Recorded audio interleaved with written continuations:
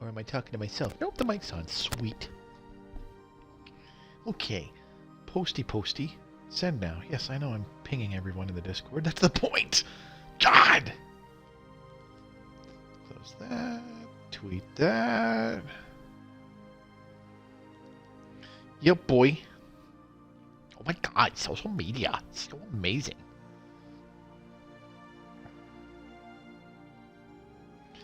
Boop, boop, boop. Alright. Ready to rock and roll. What's going on, everybody? It's Mobius Y here on Stellaris Console Edition. The time of streaming this was Tuesday, March 10th. Those of you watching this on YouTube at a future time, thanks for dropping by. Feel free to consider subscribing to the... Feel free to consider subscribing to the channel and dingling my dongle for more Stellaris Console Edition content. Yeah, I've also got other playlists beyond the one that this video is in the Let's Play Stellaris Console. There's also the Tips and Tricks playlist, as well as the Mechanics playlist. Alright, enough with the shameless plugging. I'll go over other YouTube plugging later on. Stream time. So, it's Tuesday. We're back to the single player. That means we are going back to the Blorg, where we last left them off. Hang on a second. Settings. Oops.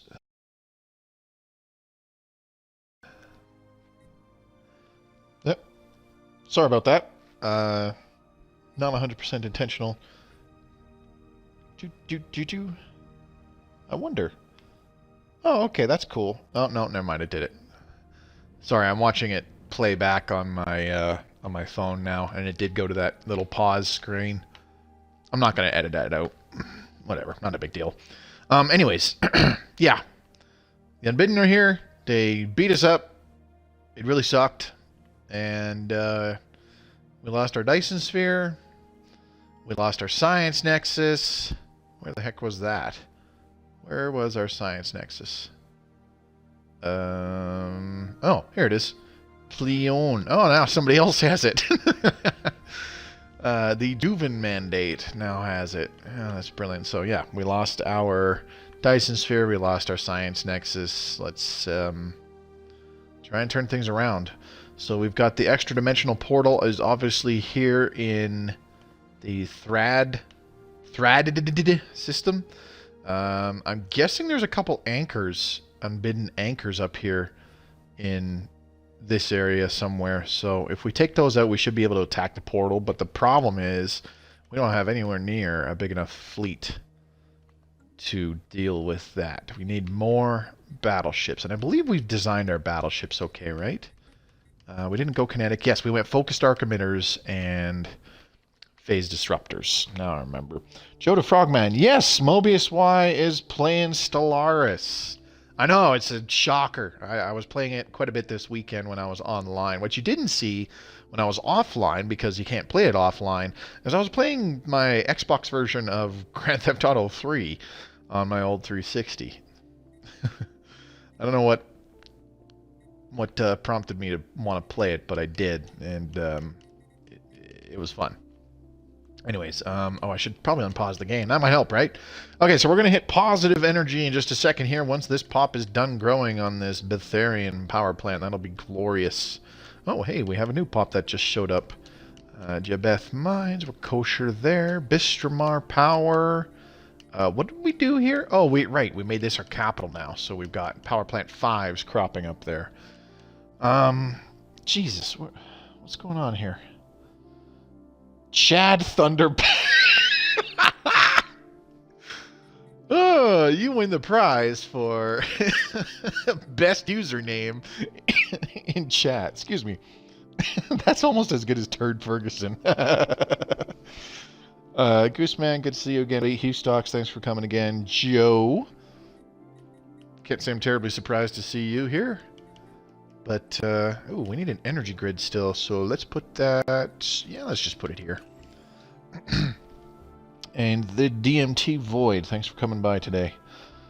What's your peeps ethos? We had to go spiritualist, but since it's the Blorg, we're still xenophile and militarist. But in order to go down the psionic path, we adopted spiritualism quite a long time ago. You're welcome. I'm afraid I don't have anything to actually give you for winning said award. Okay, we're also in the process of building up the thing that does the stuff in things.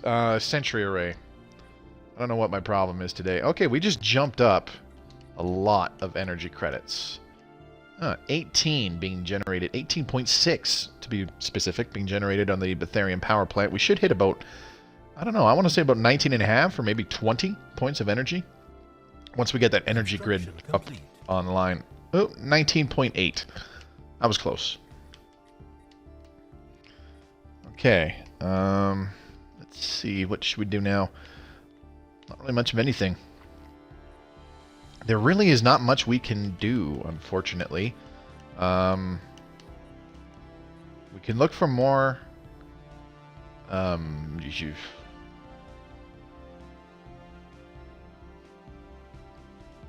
Talking is hard. It is just escaping me today. I don't know what my problem is. We could look for some worlds to terraform, but I think we did last time, and there isn't really anything that stands out. The only planet that we could colonize is this 10-tile Gaia world, but it's pristine Jewel, which is a holy world. So if we colonize that, the Vren protectors are going to get really pissed off at us, and things will just not go well. And we don't really have anywhere else to go. If we go up this way, like this is where we got wiped out by the Unbidden already, so there's really nothing there to colonize. That's just dangerous territory, and there's nowhere else to go in the entire galaxy. Even this little system here.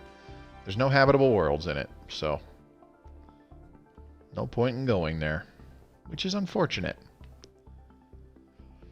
Yo, dude, I'm one episode behind on the Blorg, so I'm not watching yet. Ooh, the Kundia embraces cybernetics. Okay. We've had... This is like the third, I think, species that has embraced cybernetics. Let's see. The Alari... Yep, the Alari have embraced cybernetics because that leader was a cyborg. That one, no. Who else was there? Oh, these are the robots, so they don't count. The Chim, no. I want to say the other one was the Juven Mandate, was it? No. Gebrew Corporation? Yes, the Gebrew Corporation are also cyborgs, and now the Kundan Republic are cyborgs. Kind of neat. Thankfully, we're on good terms with most everybody because we have association status with their federation. Any vassal chances? No, not really. Maybe with the Citamata sovereign provinces, but I think...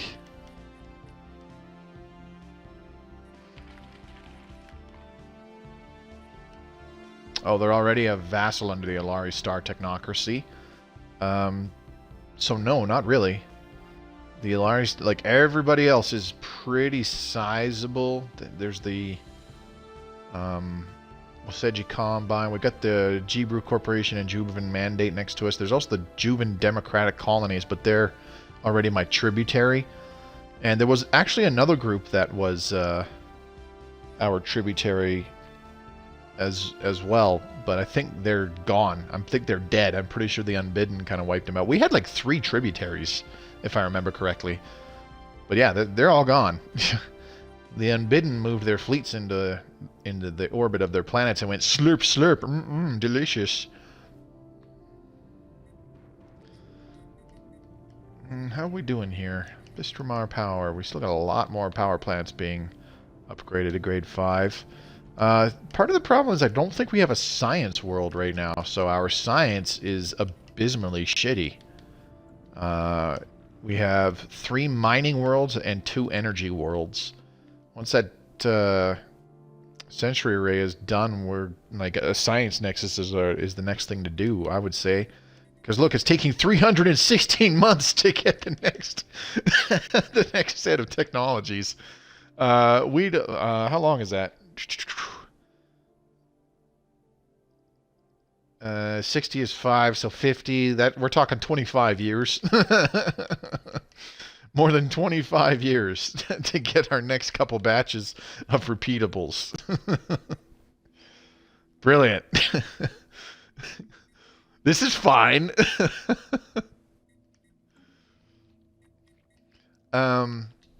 So I'll show you specifically what it is there, Joe. The favorable alliance. There's how many in that group? You know what? I think I can just do. Member of the Favorable Alliance Federation. Other members: Jibru Corporation, Kundan Republic, Mandate of Tabaris, and the Alari Star Technocracy. So that's a lot of my neighbors.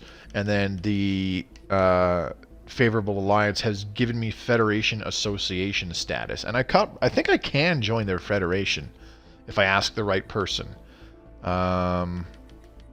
Who was it? Not the Chim. The Jibru Corporation? No. What about... Can we breach the shroud? Yes, we can. Cool. What the? An endless desert stretches before us. We have been here before. Shalakul Milem Zunak. Something emerges from the sand. It is difficult to see. Sarabi Melasuk. The words are like thunder, spoken by a mouth for which they were never intended. We are compelled to answer.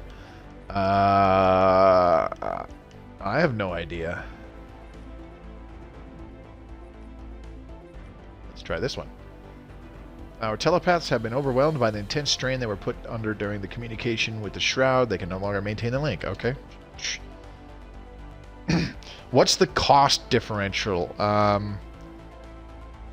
Because of our 5 planets, there's a plus 40% increased tech cost, and we have 98 pops, so 88%. And even with the minus 25% from the research agreement, it's not doing jack shit. Part of the problem is that my science worlds got eaten up. So we're only generating little bits of science, as you can see up there. Our totals is just under 40 for physics. We got 54.5 for society and 31.35 for engineering. So it's not just that we're in, late game repeatables, but we're hardly generating any goddamn science whatsoever. And like I said, we lost our 2 science nexuses. Here's one of them, which was ours, but now belongs to the Juven Mandate. And then the other one was... Here it is. It's up here in Borchi.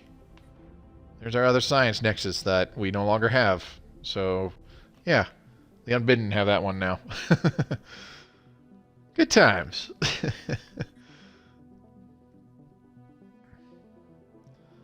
I'm afraid that this is going to be a fairly slow-going, lackluster kind of evening, because we're just going to be hanging out, waiting for... why the hell am I getting so few influence?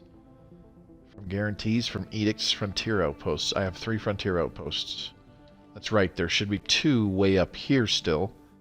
Yes, there's 2, and then the third one... it's in the Faranis black hole. Although I have a bad feeling if we get rid of that, we're going to lose the Faranis black hole because of the 2 worlds colonized right there by the Jibru Corporation. Hey, Tony Knott, how's it going, buddy? So, yeah, probably going to be... Ooh, whoa. I just about banned somebody, and I didn't want to do that. I just wanted to look at the list of who's in here. I don't think it's terribly up to date. Yeah, good to see you again, Tony Knott. Thanks for coming by. Yeah, it's probably just going to be a fairly slow evening. We got a few months left when our Sentry Spire is done. Or sorry, our Sentry Aerials are done, and then we almost have enough. Like, we're getting there. It'll be about another 12 months, so about another year. And we should have enough minerals. Maybe a little less than that. But we'll have enough minerals to queue up what should be the last section of the Sentry Array, and then it will be 100% complete. And we will have sensor range over the entire galaxy, which will be very useful to monitor and track the movements of the Unbidden. Like right now, it's very tough to see on a smaller screen, so those of you watching on stream right now and even on YouTube, there's a dotted line that I'm using my cursor to follow right now. And it's a really big circle, and that outlines the limits of the sensor range for our sensory array right now. When we upgrade it to the next level, it'll be more like way over here. Well, not quite that far, that's a little too far. It'll be more like over here. It'll be covering a significant portion of the galaxy and should give us coverage of the space that the Unbidden has already slurped up planets in. Playing Duty. Modern Warfare or an older Call of Duty? Or am I interpreting what you just said incorrectly? Dark matter, nice to keep. Yes, I agree. Dark matter is pretty sweet. Plus 20% to physics. Not necessarily like the research speed, but the production of science from stations and buildings and the like. Modern Warfare. I've heard it's good, but I'll be honest, I haven't really cared for Call of Duty and haven't bought a Call of Duty since Modern Warfare 3, and even then I only bought Modern Warfare 3 to finish that campaign. The story from COD 4 and Modern Warfare 2. By that point, I seriously stopped giving a shit about Call of Duty, honestly, because Modern Warfare 2 was 11/10/09. The new Battle Royale came out today. Oh, okay, yeah. I saw there was an old buddy that I know from World of Tanks. They used to stream and play it pretty regularly as well. But they've moved on and they've been doing PUBG for the last couple of years. And they mentioned something about trying that out today, so that's pretty cool. Alright, we're getting there.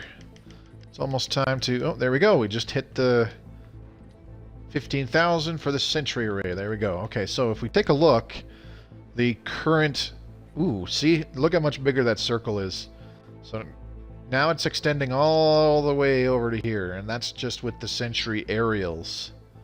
So the closer you get to the completion of the Sentry Array, the more sensor range it has, and it does get quite significant. But once you get the Sentry Array online, it covers everything in the galaxy, and it's pretty awesome. What are these guys doing? They're just hanging out. That's interesting. Why? There really hasn't been anything happening from the Unbidden. And I'm curious as to why. Are they getting slowed down by this fallen empire, or like that's the only fleet we see right now and they're just chilling. They've been sitting there doing nothing. Who dat, Ben? Yes, Beard Guys. I don't really keep in touch with them a heck of a lot anymore. I just kind of keep an eye on Ben and Lamb's progress, and honestly, it's very impressive seeing how far they've come in the last several years. After doing videos and streams for World of Tanks console for like, I don't know, 3 years or something like that, and then they decided, and then once they started getting into PUBG, they moved on and started doing the YouTube stuff full time, and they've still grown since then. It's just very, very impressive and quite a nice inspiration, in my opinion. Not that I ever expect to reach that kind of stage or anything like that. I've had this talk before several times. But I have my reservations, and I think I'll just leave it at that, because nobody wants to hear me get into a spiel about pointless garbage that they don't care about. Okay, so I'm thinking about repurposing our spaceports. We don't necessarily need assembly yards for all these ship types anymore, do we? So I think if I swap everything, let's get solar panel network and orbital hydroponics. So that'll help with our energy just a teeny tiny bit, not a heck of a lot. But our food is also a big concern. I want to get rid of some of these hydroponics farms that we have on one of our mining worlds.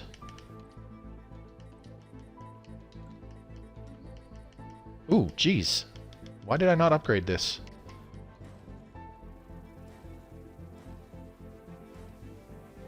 There we go. Okay. That's okay. We'll get enough minerals for modules in that spaceport in sim power. After a little while here. So this pop's going to take forever to grow because we only have one Cinematus pop here. And in the meantime, we've got Blorg pops that are still growing as well. Thankfully, though, this Cinematus pop is already on an energy grid, which is useful. So let's go ahead and build a power plant here. You stacked upgrades on the station? Yes, you can do that. If you have, like, if it's late game and you have, you know, battleships, which gives you the level 6 spaceport upgrade, you can just go to your spaceport, stack all these upgrades, and then if I so chose, I can even here, I'll put the solar panel network there. Now it's got all this stuff queued. You don't have to do one and then wait for it and then do another one and then wait for it. It's just like queuing up building ships or building buildings or recruiting armies and stuff. Don't gotta wait for it, just queue it up. If you've got the minerals and if you have the minerals to afford it and you've gotten the technologies to do it, you can go ahead and do it. I just saved you. Excuse me, one sec. I just saved you a crap ton of time, didn't I?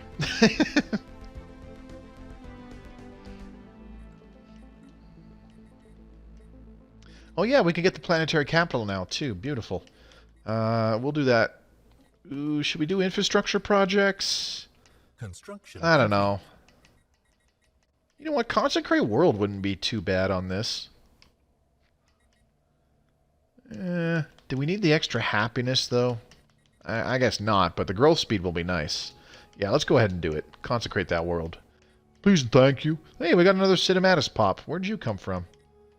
Alright, well, let's do the planetary capital first, and then we'll get another power plant right there. Beautiful. Okay. And then from that point on, it's kind of just... I don't know. Do we even do a Xeno Zoo? Yeah, let's do a Xeno Zoo. That'll be helpful. Construction complete. We'll be able to increase happiness a little bit more on top of what the Paradise Dome is already doing for us. Okay, so now let's also queue up the hydroponics farm here. What can we replace the cruiser assembly yards with? I don't really know. We don't really need observatories because there's hardly any science buildings, if any, I should say. I'm heading into my crisis and a bit apprehensive. It's fine. If it gets stomped, big deal. Let's see. If I get rid of these hydroponics farms, we lose 12. We lose like 36 of our current food generation, which isn't that great. I could probably get rid of this frontier hospital, though. It is generating some society points for us, but it's mostly for the growth speed, so let's just get rid of that. Let's see. Can we... There's probably... Yeah, we can do the same here. Let's get some more mining networks. And we also got the mines. Probably the same thing. Actually, I got rid of that a long time ago. Okay, cool. From our power, we don't have anything there. Do you have, like, has the crisis spawned for you already? Like, do you know what it is? Or is it on the way?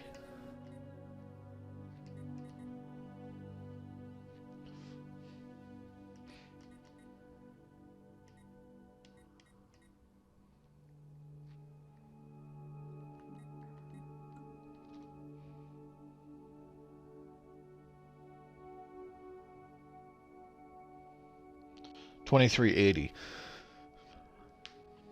So, if one shows up, it'll probably be within the next 50 years or so. But remember, every game there actually is a chance that no crisis spawns, which is pretty goddamn rare. Just got megastructures unlocked and low on minerals. Yeah, that'll happen. Construction complete. Alright, so let's go ahead and do a mining network 2 there. I wonder, should I get rid of these hydroponics farms? Do I want to risk that? Because we'll still need like an okay amount of food for the new pops that are growing on Sim Power. You know what? I think we'll just leave the current hydroponics farms where they are. Because if we're able to snag a new planet or something, we'll need the extra food for more pops. It's a little redundant, and I'm being overly cautious for no bloody reason. I totally understand that. But I kind of want to play it careful this time around. If we run into a food problem, there's very little likelihood of coming back from that.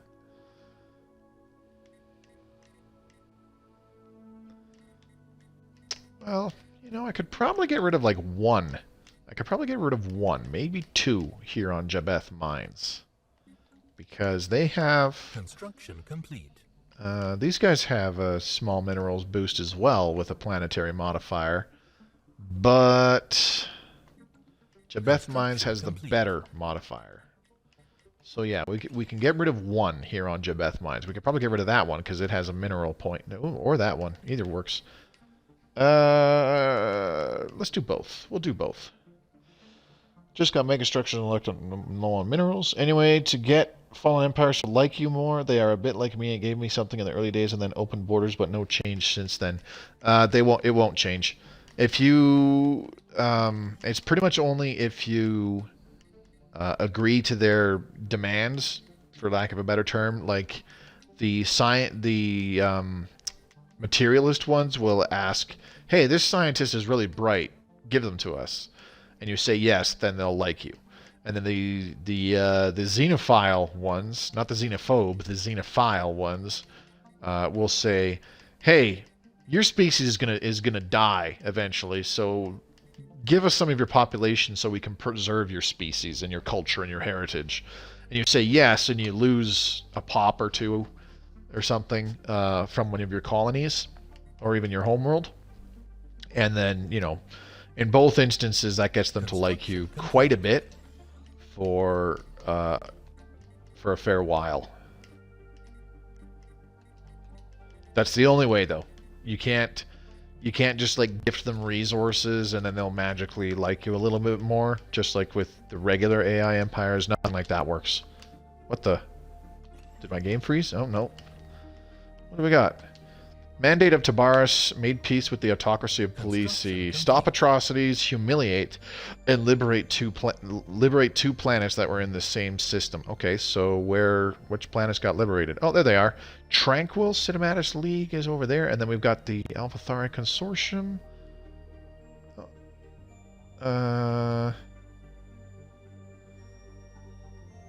Is this them?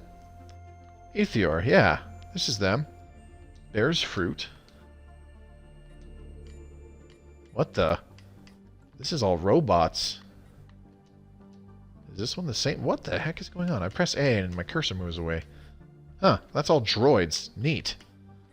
Razzlegathi Gulag. Let's go ahead and upgrade this mining network to grade 4. And then the Autocracy of Polisi and Juvan Mandate has entered a defensive pact. Okay, cool. And then the Chim Irenic Republic and the Alvathari Consortium have entered a non-aggression pact. Okay. Let me see here. The Autocracy. Are we in a non-aggression pact with these guys already? Yes, we are. And then the Alvathari Consortium. Huh. Neat. Okay, so where did those guys come from is what I want to know. Maybe they were... I don't know. I don't want to think about it too hard. Did that pop transfer some Spiritia droids there? Oh, really? Were those droids spiritual? Let's find out. Incoming transmission. No, I don't think so. They haven't adopted any ethics. They're droids. They can't yet. Not until they become synthetics. What do we got? Demand vassalization. Oh, okay. Interesting. Federation Association offer with the Chim-Irenic Republic. Okay. Migration Treaty proposal and a defensive pact with the Chim-Irenic Republic. I'm going to decline because it's happened too many times where we are in a defensive pact. Overlord of Tranquil Cinematis League. They have Federation Association status with those guys. Okay. Okay, never mind. Oh yeah, plus this will cost influence each month, and we're only generating just under 2, so there's no point in doing that. But I just wanted to double check because we were in a defensive pact with the Cinematis, which pretty much doesn't exist anymore. And we got burned for that badly because we got dragged into their wars almost twice, but I broke that defensive pact just before our allies in the favorable alliance went to war with them a second time. That could have been awful.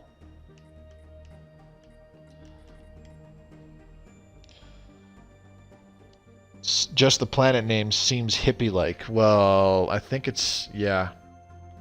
Because the autocracy of Polisi, which originally colonized them, is plantoid-based, so it gave them kind of plantoid names. Anyone you can rival? You've got shit influence. I know, but everybody... if we go through here... Let's see, can we organize... Ooh, what the... Guarantee or enter war. The favorable alliance has declared war on Wasegi Combine, whose independence we have guaranteed. Oh my god. I should have turned that off because I only did it to try and get a little friendlier with them. I don't want to be in this war.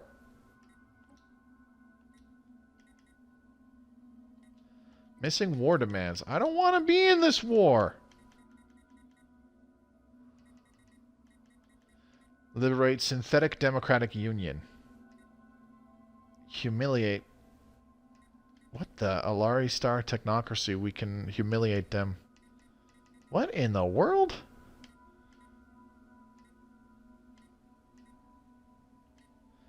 Tributaries under the Blorg Commonality. Cinematis Mandate. Tributary. No, that's not right. What did I just do? I think I like semi-broke the game because I can make demands against both.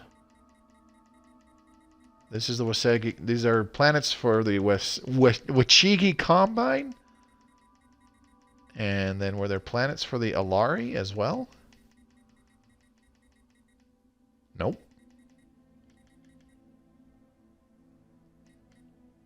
The Kundan Republic. This is the second time in this playthrough that just having a little defensive pact or guaranteeing somebody's independence has dragged us into a war that we don't want to be in. Well,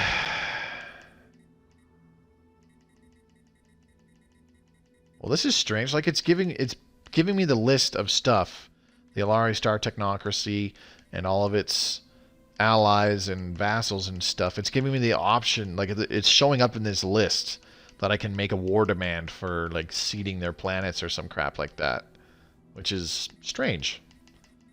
I think I did something that kind of messed up the situation by breaking my independence guarantee to that other empire.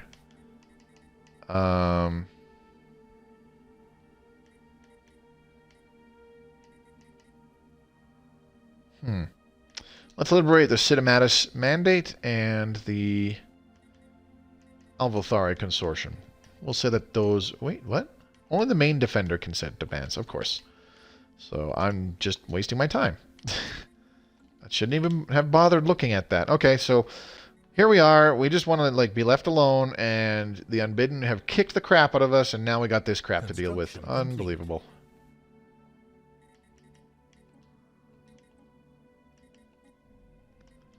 They're going to come after us somewhere. Don't know where, but they will. They did last time. All right, let's get the Energy Nexus and the Frontier Hospital online first. Hang on, I got to turn the light on. Because the clocks have rolled forward an hour. this last weekend.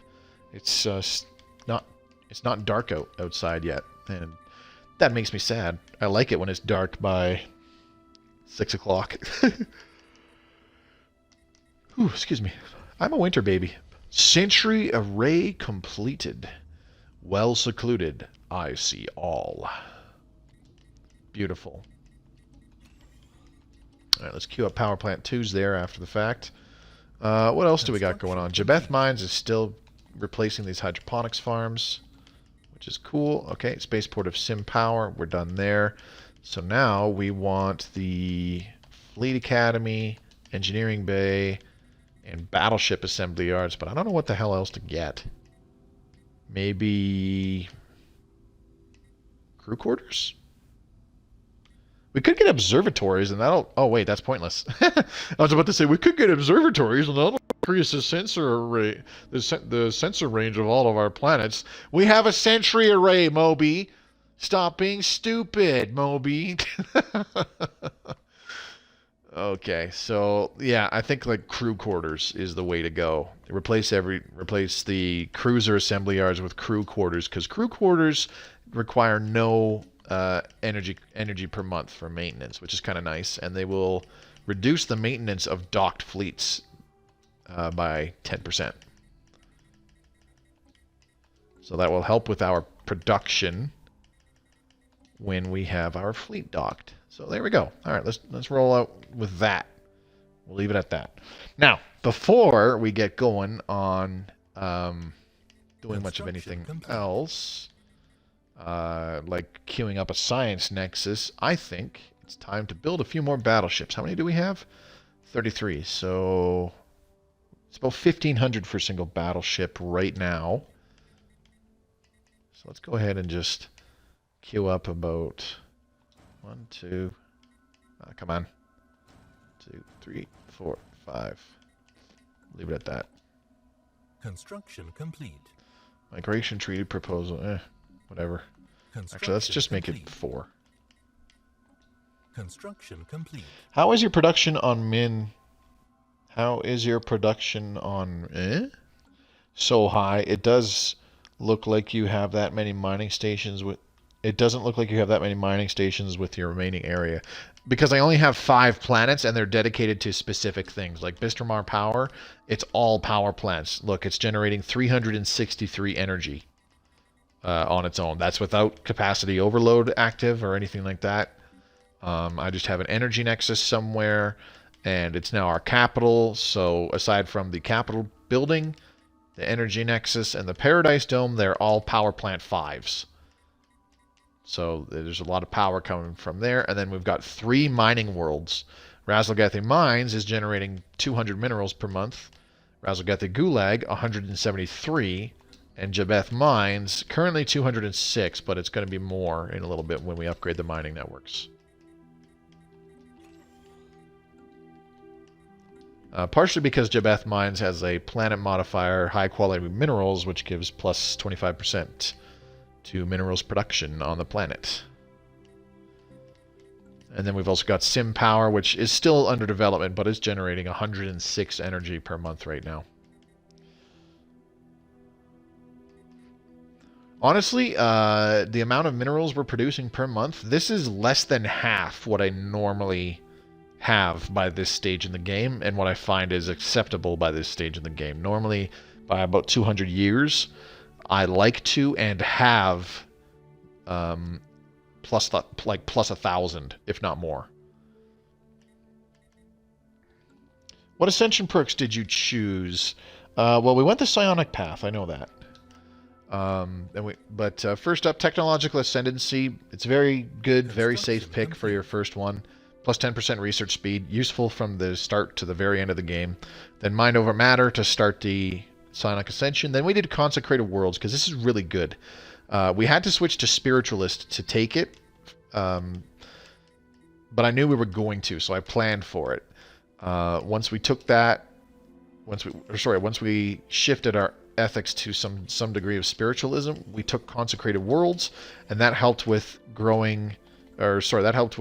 unity production, growth speed, and happiness on the planets that we consecrated overall. So it helped in a lot of areas. Are these guys coming straight for me? Are you kidding me? Following 7th Stellar Fleet. And the 7th Stellar Fleet is doing what? That's the first Corolla, so that's not them. Is it these guys? Nope. Transport Fleet 17. Transport Fleet 11. Where are they? Nope. First Nautilus, whatever. Now I gotta find these ships. Hang on. Sorry, I'll finish answering your question. I'm just trying to find... Where is this 7th Stellar Fleet? There's the 7th Stellar Cluster. Well, that's not them, is it? Merging with First Nautilus Squadron. Whatever. Anyways, so we took Consecrated Worlds 3rd, then finished off the Psionic Ascension with Transcendence for our 4th one. Complete. Galactic Wonders was next because it took a while for us to get Mega Engineering. We took Galactic Wonders and Master Builders at the same time, actually, because this was about the time that I finished what's that physics tech Ascension Theory, if I believe correctly, and then we finished our 6th tradition. I forget which one that was, but we took Defender of the Galaxy.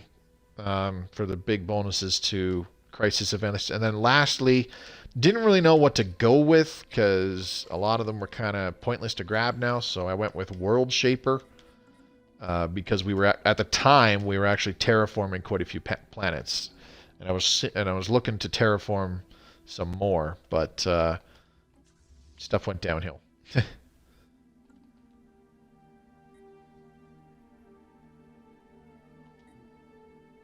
Second Stellar Cluster. Like, I don't know where all these fleets are going. We need to keep an eye on it, though, like, and see if they're coming towards us. That's the concern. Third Stellar Cluster. First Stellar Cluster. Are these guys fighting? No. Oh, that's the Nemerians. That's the Galactic Nomads. Okay, cool. I didn't know that they showed up in the galaxy. That's cool. Do you always run mineral silos, or does it just kind of depend? I'm trying to weight the cost versus benefit.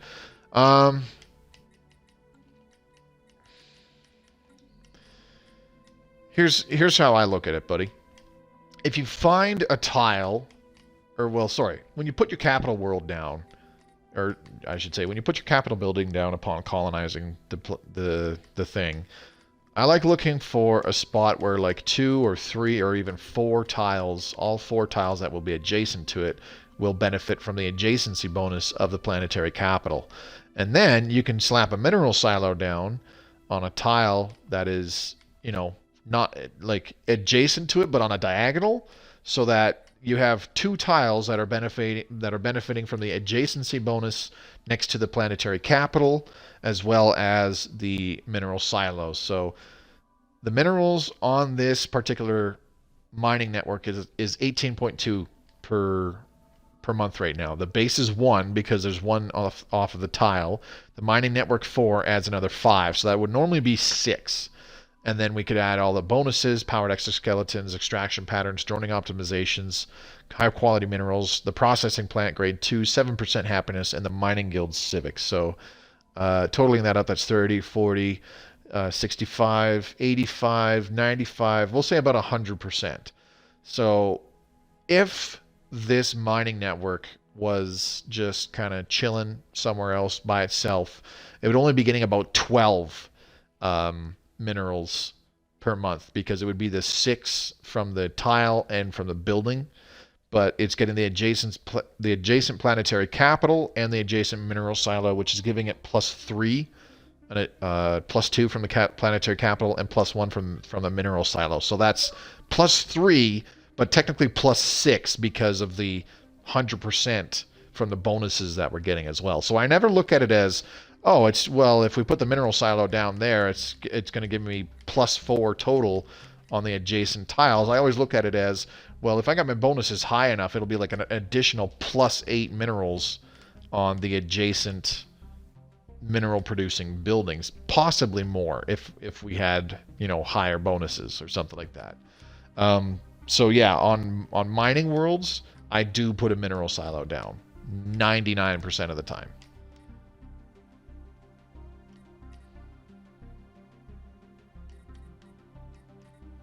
It's not always necessary, not by a long shot, but it does help having additional storage of way more minerals as well, because it takes, it just takes that much longer for it to build up to full capacity, and you could spend it on other stuff in the meantime if you so chose. 36, 37, 38, 39, 40. All right, we'll just leave it at that. 40 battleships on the way.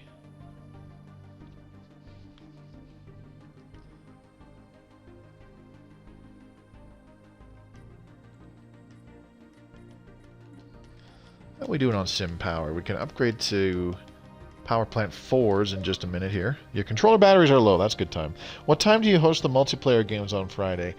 I usually start those about an hour earlier than when I do the single player games on Tuesdays, because I know some people are like on the East Coast or something like that, and starting to play at 9 o'clock at night and then playing till like midnight just isn't feasible, because some people have stuff to do the next morning. So I don't want to keep people awake too much. That's why I start, well, I get home about 7:30 Eastern time, and if I don't have anything to do as soon as I get home, which sometimes I do, it'll be about 7:45 Eastern Standard Time when I start shooting out messages to people and invites and stuff.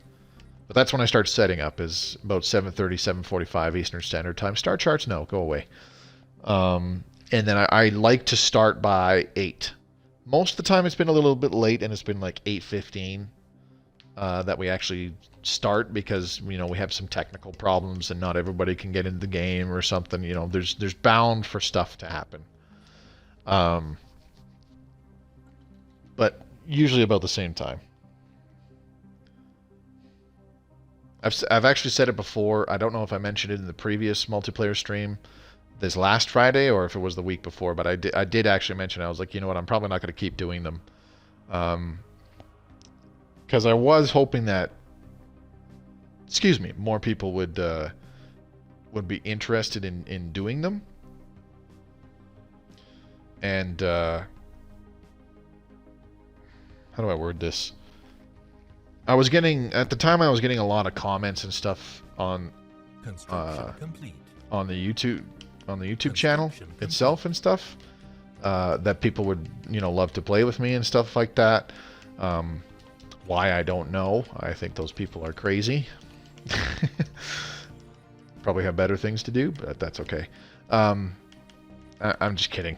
Anyways, so I thought, like, the big reason that I thought that I figured I would try it is to be like, well, lots of people have said that they would really like to play with me and stuff like that, so why not give it a shot? Let's set up the opportunity to play with people. But not many people have actually expressed interest, and the groups that I have been getting in on the multiplayer games, it's largely been the same group of people from the Discord, and I've just kind of rotated different people in and out, because the premise was each week I either get different players, or if we get the same players, then they can't play the same empire, right? And I was hoping that I'd be able to do the same thing, but I can't, since I'm the host. However, there's been, I want to say, for like the last 4 or 5 weeks,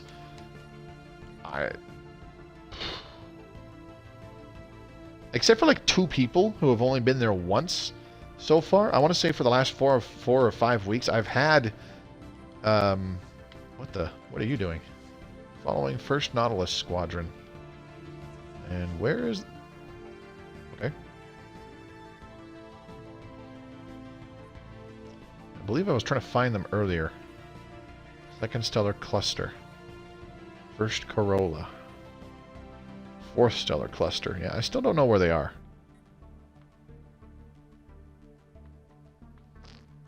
Whatever. I'm not going to worry about it. They're passing through, so see ya. Wouldn't want to be ya. Maybe it's these guys.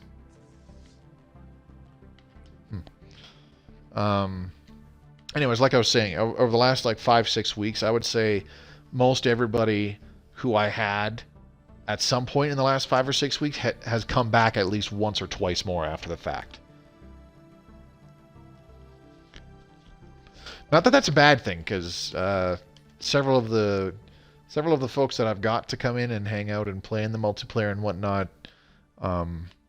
as far as I can tell, we got nothing but good people in my Discord channel, and I'm very thankful for the time that they give to come and play, and be a part of my streams and whatnot.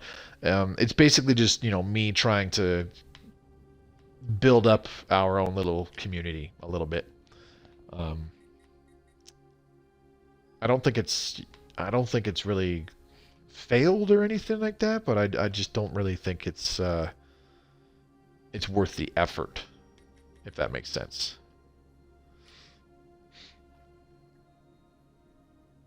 And part of it is I'm kind of disappointed that Station under attack. What the? Mining station lost. Oh, there's the first Nautilus squadron. What are they doing? Moving to Capra. Why did you destroy my mining station? That wasn't very nice.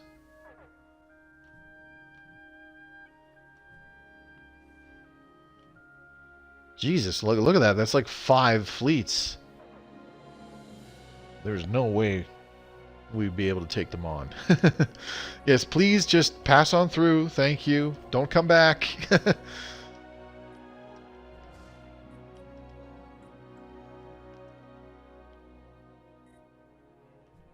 That's not really the word I would use, but I appreciate you saying that. Thank you.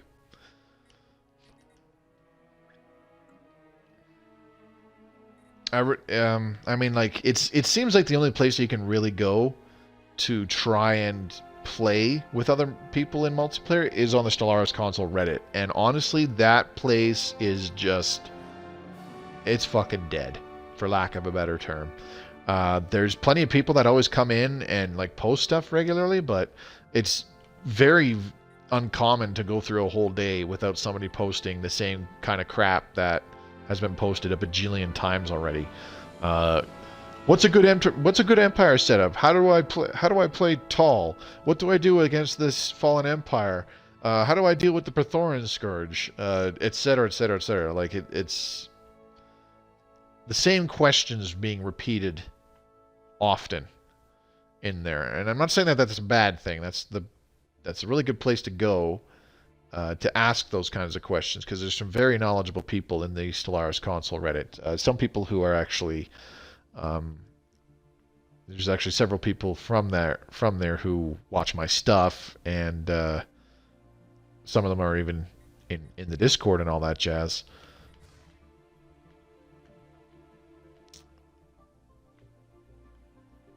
And there are posts that show up there are posts that show up frequently where it's somebody saying, hey, I'm going to be hosting a multiplayer game, or hey, is anybody playing multiplayer, and that kind of stuff. But I was hoping to set something up where it was like, what's the word I'm looking for? Frequent and like scheduled. So let's go ahead and chain and order. Oh, wait, right. We need to...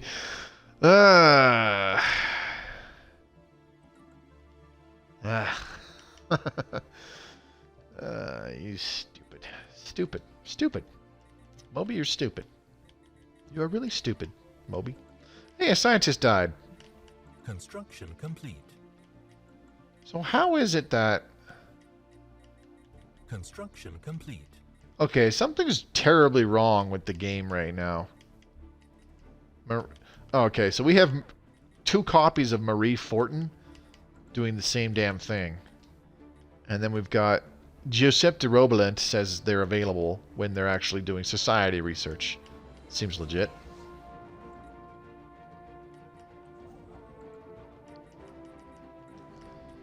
Okay, so sim power. Let's upgrade this power plant. What the? Now we have post-Cundens showing up? Get out of here! My mate's setting up his ship right now for us to deal with the Scourge. Is this the same game you told me about, like last week? Where you were telling me that the Scourge has already appeared and you and him are going to work together to deal with them?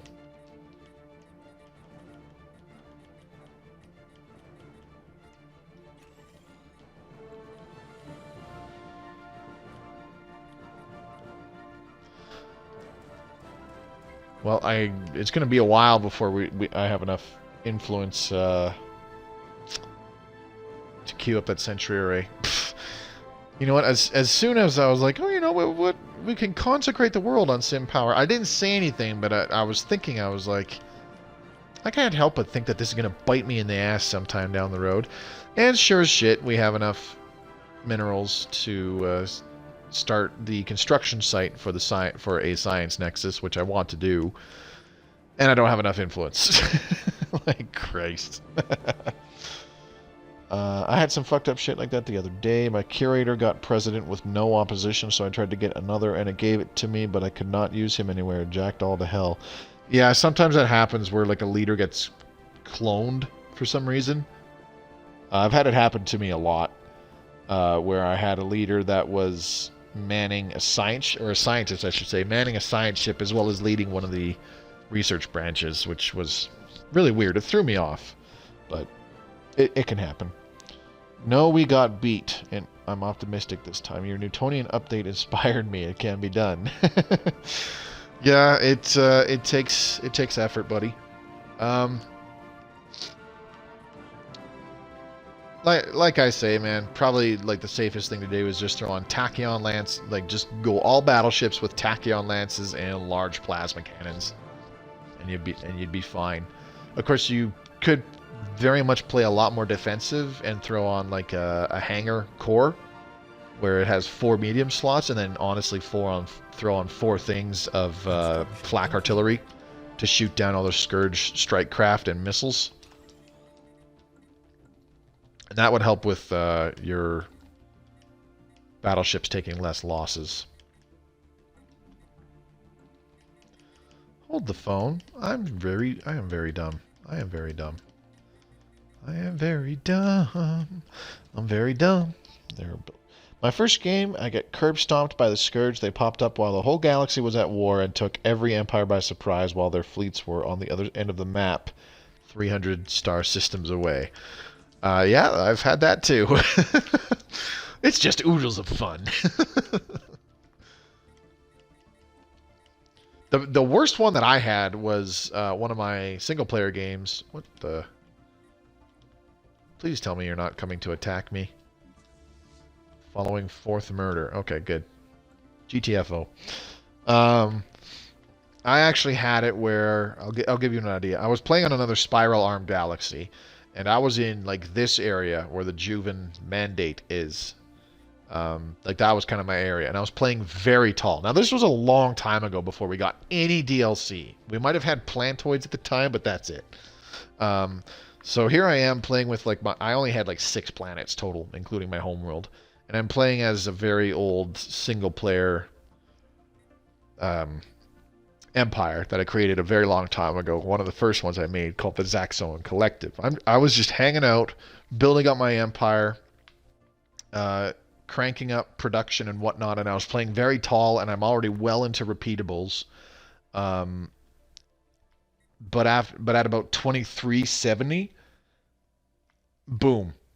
There was a galactic power surge, and the Unbidden showed up at 2370. I was not prepared for it whatsoever, and they literally showed up right in the middle of my empire. So, like, if this was my capital system here at Juven Odor, they showed up like right here at Angitinar, and they immediately went out, gobbled up like 4 out of my 6 planets instantaneously, and I was just like, what the fuck? As soon as that happened, I tried to get my fleets out of there, but they got caught and got into a big fight and got absolutely annihilated, and then the other 2 planets got gobbled up like 5 minutes later. I was seriously dead in about 10 minutes after the Unbidden showed up. It sucked. It sucked. And that was the first time the Unbidden showed up in my game. And it was like instant, boom, done. I'm gone. Okay, so they have an anchor there. Holy crap! Okay, so they're getting their fleet reinforcements, but they're just sitting there chilling. Look at all that fleet. That's insane.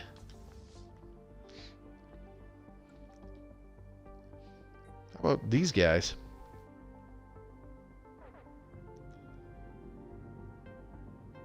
Yep, they have another anchor there, it looks like. Dimensional anchor. So that's the thing, is these dimensional anchors, if there are any intact, then this dimensional portal, which is your ultimate goal, you cannot destroy it. It's indestructible. What the? Oh, they destroyed my mining station again. Stop that! Damn you! Okay, I'm not going to rebuild that mining station. Obviously, that was a waste. Waste of minerals.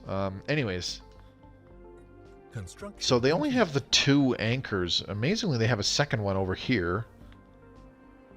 But it's not projecting any territory for them. Maybe because there are still habitated planets in there. I don't know. That's very... Oh, that's the Voltom home system. That's cool. Didn't realize it was over there.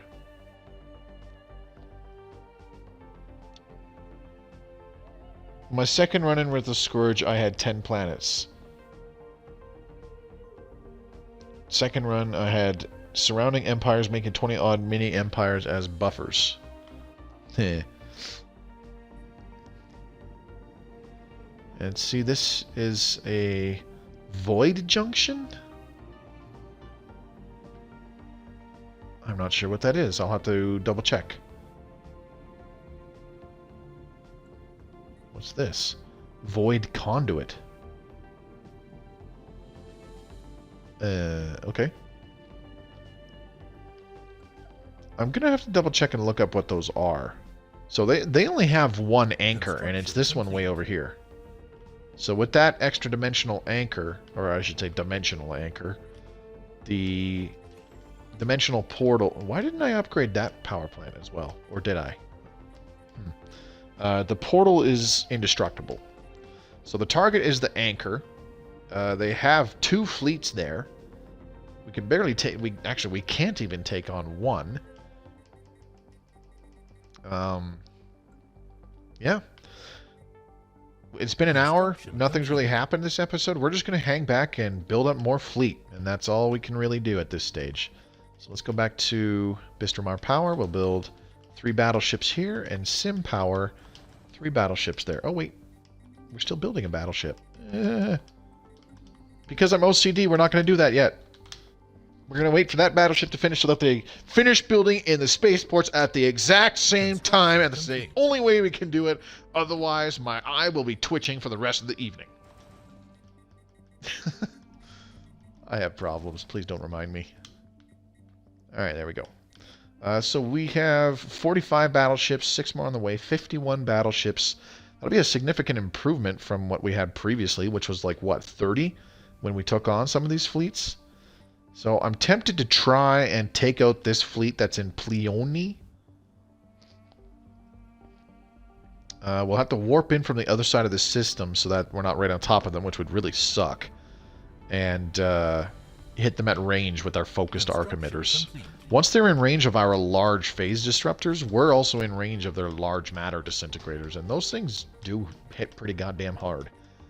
I was actually talking with... a guy that I know off of the Reddit, and I do quite enjoy talking with him, or joining discussions with him, I should say. Mike Probies. I hope I'm probably not pronouncing that correctly at all. Thanks for coming by, buddy. Oop, what the heck? I just about banned somebody again. What the hell? Anyways, he actually clarified with me, like, I was thinking the matter disintegrators, they have shield penetration. And me coming from World of Tanks, I'm thinking like, well, if it only has 50% penetration, then it's not penetrating, then it does nothing. So like, that's stupid. Why would it say that? Why would they set it up with that? That's really dumb. But he clarified for me that it's not like what I'm used to. You know, I was thinking about it like I would with tanks, where it's like, well, if your shell does not penetrate their armor, then nothing happens.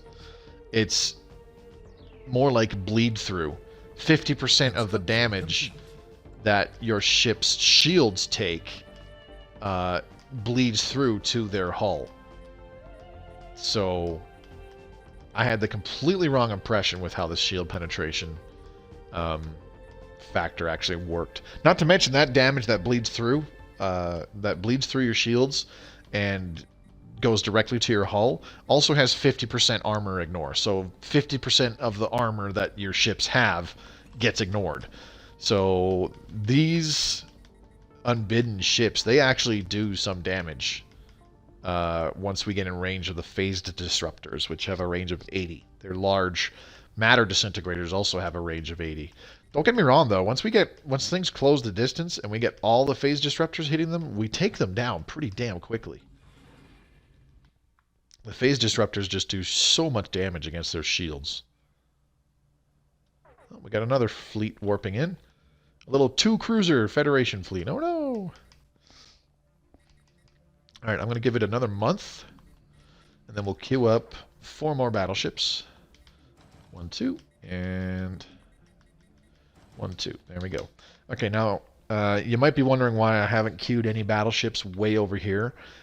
By the time they're built, they have to go through jumping all the way down to here, and then all the way through all that just to regroup with the main fleet.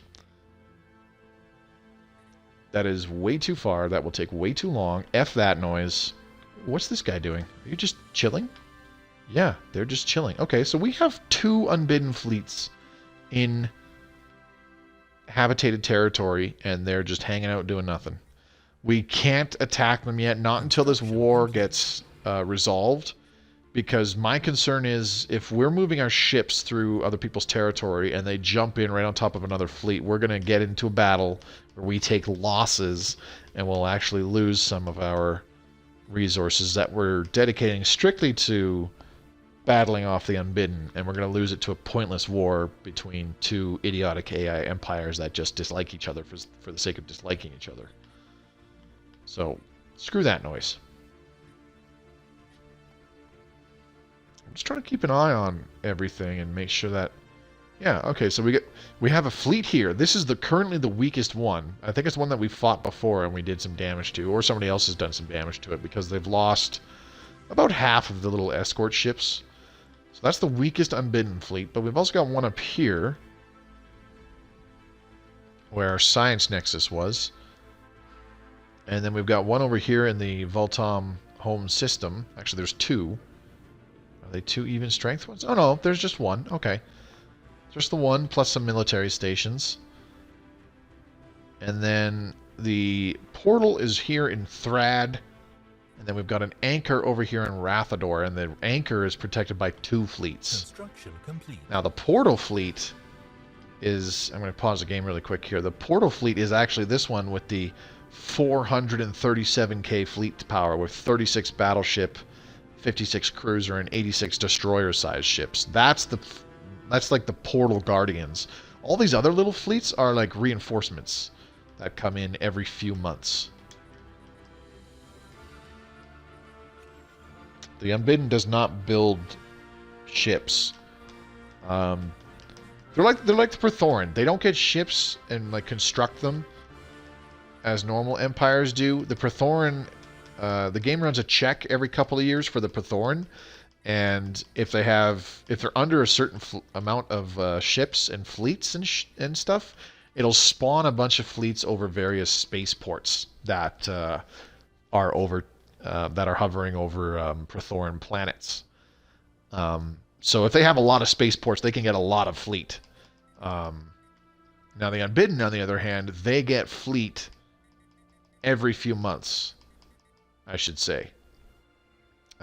It's like every several hundred days it reinforces them. But the time... Ooh, a new presence in the Shroud. All Blorg Illustratum pops will gain the trait late psionic.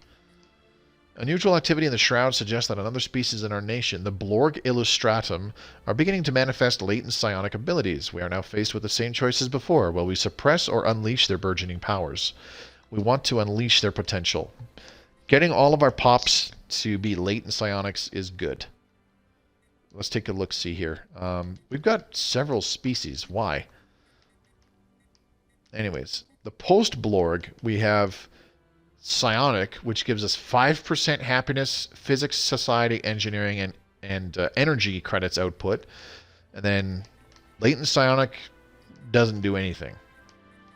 But if those latent psionics become psychics, then they're pretty productive. They're not too bad. You would think that getting cyborgs or something would increase like science output and stuff like that, but that's not the case. By getting cyborgs, your species habitability goes up by 20%. You get plus 5% on minerals, which is still pretty decent. More minerals is always good, and plus 10% army damage. So nothing super spectacular, obviously, but if I had the choice, there's way more benefits from having more happiness, more science output, over just, 5% minerals and more army damage. That's just me talking out my ass, I suppose. I'm really digging my synths. Found 2 25-tile tomb worlds in the early game and could not do anything with them until I got synths. Now, boom, I have 2 power worlds building up. Robots are powerful, man.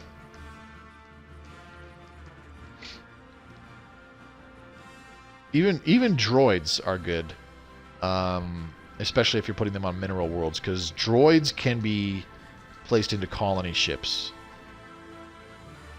Robots can't. Synthetics obviously can.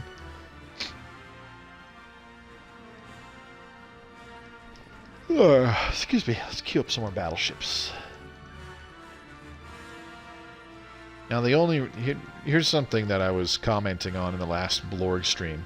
I was going on about how I was like, let's just try this out and see if this ship design works and whatnot.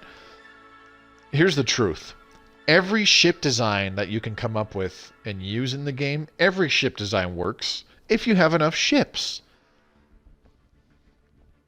It's as simple as that. You could use nothing but naked corvettes for the whole game, but so long as construction complete. So long as, like, in the late game, you make sure that to deal with roving fleets with, like, 30 battleships and 30 cruisers and 30 destroyers and 30 corvettes of a hostile Empire's fleet, you just got to make sure that you have, like, 2,000 naked corvettes. And you can take them on, no problem. That's the thing. Like, we could totally redesign our battleships so that we're using, tachyon lances and stormfire autocannons and that kind of crap to take on the Unbidden. And we could still, in theory, defeat them at some point and destroy their fleets if we build enough ships and build a big enough fleet. Like, that's really all it comes down to. So just have the same strategy as the Soviets. No. The problem with that is it's very inefficient because it's costing 1,500 minerals for us to build a single battleship right now. And if we just built really stupid, idiotic, crappy battleship designs, we're throwing way too many minerals away. The idea is to preserve as much as you can so you don't have to spend a bajillion minerals to replace your ships every time you get into a fight.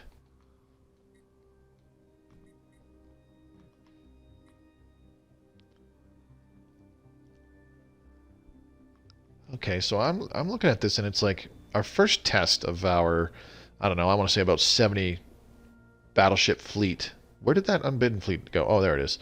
We're going to send them up this way to this third spiral arm, send them over here, take out that Unbidden fleet, then we'll have them swoop all the way down here, and there's actually a join between these two spiral arms, so we'll have them jump from here to here, and then go all the way back up and take on this Unbidden fleet, which is just hanging out by itself.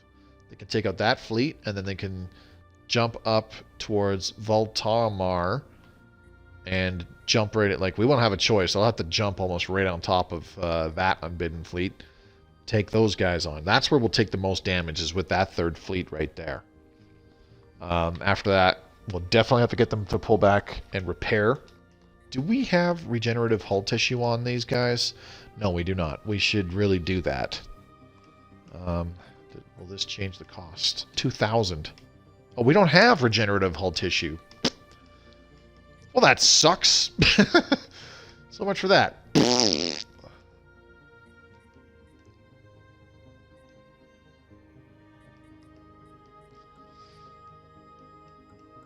Never mind. Both your nexus taken over by friendlies or one in Unbidden territory? One is in Unbidden territory. It's this one up here in Borchi. It's right next to their dimensional anchor. So if we take out that anchor and they're still just hanging out all bugged up like they are, we could potentially get back that science nexus. I could just construct a frontier outpost in that system, or even terraform and recolonize Borchi Foods, because it's still a terraforming candidate. It was a colonized world, hence the name Borchi Foods. And we could get that planet back. Yeah, that's entirely possible. But right now we can't really do anything. Like I said, we don't want to do anything. Independence guaranteed. Okay, interesting. We don't want to do anything until this war ends, because I don't want to jump our battleships up this way and they get caught even by a small fleet. You know, even like this fleet of about 20,000 fleet power or some crap, it'll do some damage. They might destroy some of our battleships, and I don't want to risk that. So we're just going to sit tight. We are finally getting up there in influence.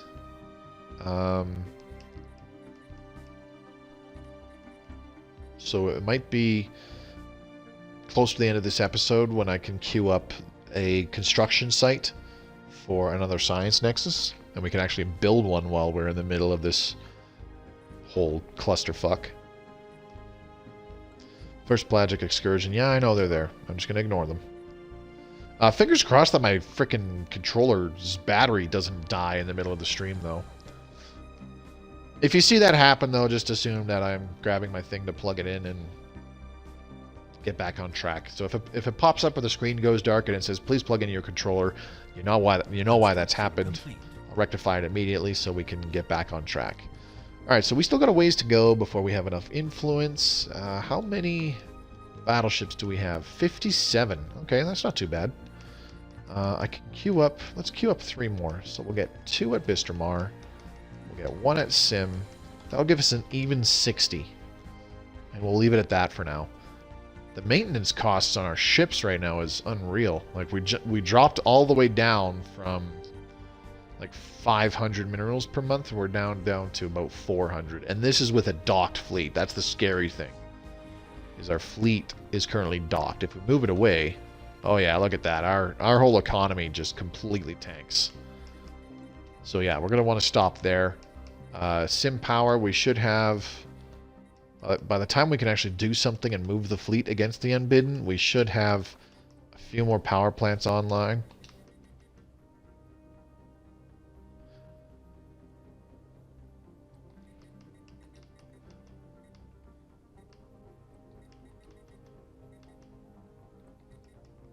Sorry, I just heard another thud. I've been hearing a lot of those the last couple nights. I'm trying to determine if it's the next door neighbor slamming their door like they always do. Either the door to their house or their car doors like they always do, or if they're just throwing more crap into my backyard.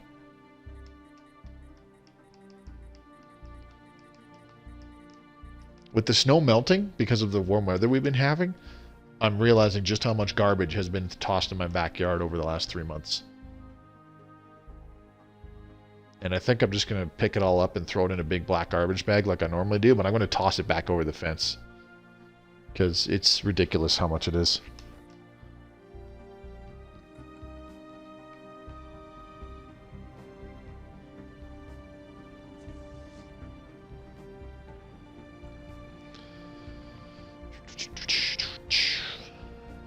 It's interesting. Let's not look at that anymore, because that's going to give somebody an epileptic seizure.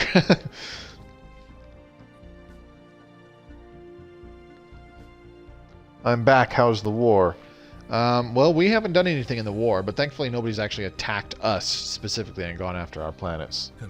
Absolutely justified. Yeah, I agree. I've been living in this house for 10 years, and I was told very early on, because There was garbage winding up in my yard, and I didn't know what the hell the problem was. But a relative of the neighbor mentioned that her sister, who I think is about the same age as me, if not older, I can't really tell. Their dad he's got to be like in his 60s, 70s by now. But anyways, he's like, yeah, my sister's actually like autistic, and when she gets really disgruntled and whatnot, she just opens the back door and starts throwing things and stuff, and it's usually trash and refuse and stuff like that. And right out the back door, 4 feet away is the fence dividing our property. But she also goes out into the backyard and, throws it over that way, or just throws it towards the back alley and whatnot, and it winds up further down by my driveway. So at the time I was like, all right, well, fair enough. Thank you for informing me. But the only reason that it actually pisses me off is because in the 10 bloody years that I've been here, there hasn't been a single effort made to pick up any of the trash that's been thrown into my yard. Not once.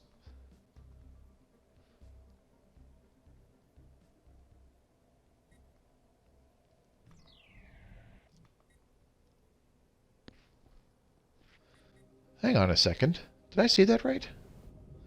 Hey! Okay, that's good to know. Check it out. This Phantom class cruiser has 1627 hull points out of 4,810. This is why hit and run works so well against the Unbidden, because their ships don't heal. Like, they're obviously not repairing. They're not self-repairing.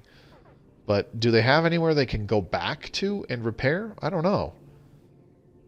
Either way, when they're just hanging out over there doing nothing, Construction complete. they're obviously not They're obviously not going to get repaired or get healed. Throw it back. Yeah. That's what I should have been doing for many years now, but I'm far too passive-aggressive, unfortunately. Extradimensional armada. Oh, that's the really crappy, really badly damaged one that I mentioned. Subject integration begun. The Cinematis sovereign provinces is being integrated by the Alari. Okay.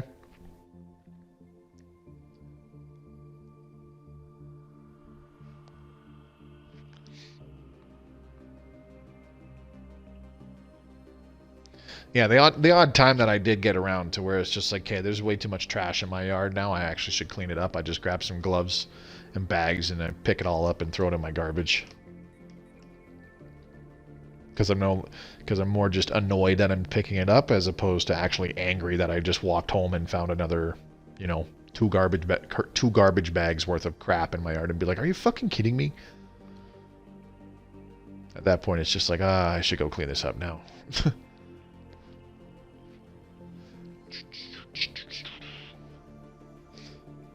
So we got a little over a half hour left, and yeah, like I said, this was going to be a bit of a slower evening compared to normal. By the time we get enough influence, sorry,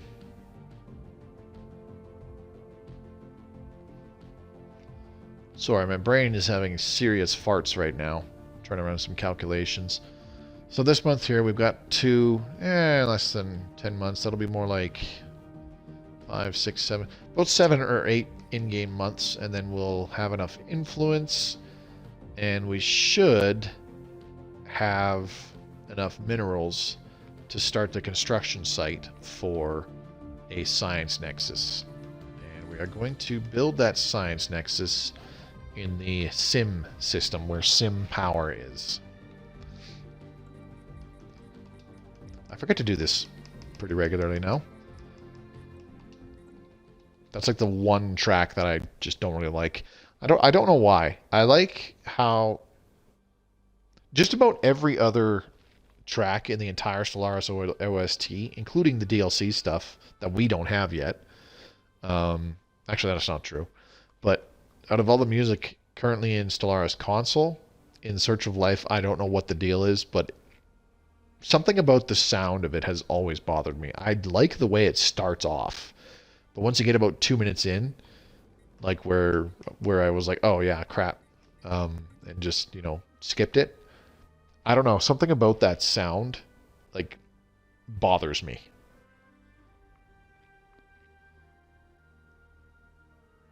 It's akin to long nails scratching a chalkboard. Like, to my ears. I don't know what it is. It's just... I'm just on drugs, I guess. I don't know. So, fun fact.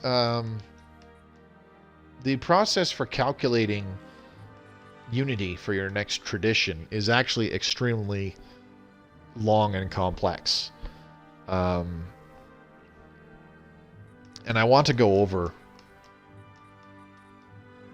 exactly what that process is and deep dive into the actual calculations, like what would be the fastest way for you to get lots of unity if you had, say, 5 planets. And not just counting things like, oh, well, what bonuses can you get if you're playing this way? If you're doing like Fanatic Pacifist with Agrarian Idol or some crap like that, and you get the Curators and you get Art Monuments, compared to playing Spiritualist, where you also get where you're also egalitarian and you have Beacon of Liberty, and you can also get temple buildings and get the artisan troop to help you out and get art monuments and blah blah blah. I don't want to just do that, but I also want to do like the math behind if you have slaves, if you have robots, if you have Xenos in your empire, because all of that stuff is figured into the calculations. There's a section of the calculation for when it figures out how much unity for your next tradition. The way the wiki says it is population amount or something like that. And how that works is it's a big, long formula in and of itself. It's actually quite simple. It's just very long when you spell it out. And it's like the number of citizens in your empire plus the number of slaves in your empire multiplied by 1.5. So a slave adds 1.5 more unity to the cost of a tradition than your just, your free pops. And then non-sentient robots is like times 1.5 as well, and then sentient robots times 2, and then Xenos times 2, and then Xeno slaves times 3. So if you have lots of like free citizens within your empire, then they're having the least impact on the cost of traditions. But if you have a lot of Xeno slaves, then the cost of over, say you had like five planets, we'll say about 20 tiles, so that's about 100 pops of just regular free citizens from your native species. They'll be causing your new traditions to require less unity than if you had like one planet of free native species citizens, or like I should say 20 pops, and then the other 80 pops are like synthetics or Xeno slaves or something like that, So I want to deep dive into that even further and actually run some calculations. I mentioned last week, I've already got a spreadsheet for calculating. Whoa. Hey, look, they're attacking me now. Entering orbit of Razzlegethi Mines. Gee, thanks a lot. Good to know my synths are gimping my unity a bit. It's not as huge an amount as I'm making it up to be. When it becomes a huge amount when you have when it's like late game and you have a lot of traditions adopted and you have a lot of planets, because those are the two biggest things that really increase unity. I think it's each adopted tradition, I should say each adopted tradition and each planet that you colonize, straight up, each colony increases tradition costs by a percentage. So that will always have a much bigger impact, and the impact will be bigger. How do I word this? Because it's the cost that's figured out with this unity cost of your various pops, which I previously mentioned. Hang on, what do these guys want to do? Humiliate those guys, stop atrocities, liberate Juvan democratic colonies. Okay, so they don't want to do anything bad to me. They're just going to take out my spaceport, which I just spent a whole bunch of minerals on throwing a bunch of modules in there. Like, why? What did I ever do to you? Incoming transmission. I'd say normally we'd be able to fight them. Oh, well, actually we can. If we could get our fleet there, it's very possible we could have our two fleets, like, slug it out. We've got 60 battleships to their 80 or so total ships. And there goes our spaceport. That's going to be a lot of minerals to rebuild that. Beautiful. And then these guys are going to get bombarded. So we might even lose a building. But we are going to lose... what's it called? We're going to lose the production on this world. So I've got a bad feeling we're going to have, like, starving pops. Because we won't have the extra food coming in anymore. So yeah, we're just hoping this stupid war ends soon. 8:22. Yeah, we're going to have starving pops. Well, or I should say we're going to be losing food. Anyway, so it's the percentage increases that are caused by having more planets and having more adopted traditions is where the big thing comes in. But those percentage increases will make a much more significant difference if you have, like, synthetics, lots of synthetics over regular free citizens, and lots of xeno slaves over regular free citizens. I'll have to double check what the formula is. Like, I'd bring it up on my phone, but I'd have to quit out of the Twitch app and all that jazz. I probably could go type it up. You know what? While this is going on, I can turn on my computer and just type it up really quick. And open up the Stellaris wiki. Why don't I do that? There's nothing major happening in the frickin' game right now anyways. We're just sitting, waiting, and building up minerals. Let's get a construction ship going on that science nexus site, though. Where should we put it? We want to put it away from any of the warp points. So let's put it way over here. There you go. Alright.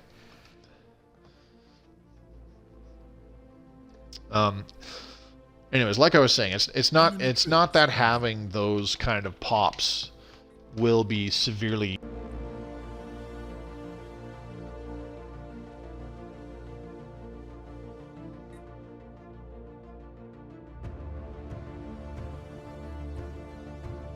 I'm too far away from the computer to plug it in. Yeah. Planet lost to invasion, I know. Blah, blah, blah. Okay, let's go new private window.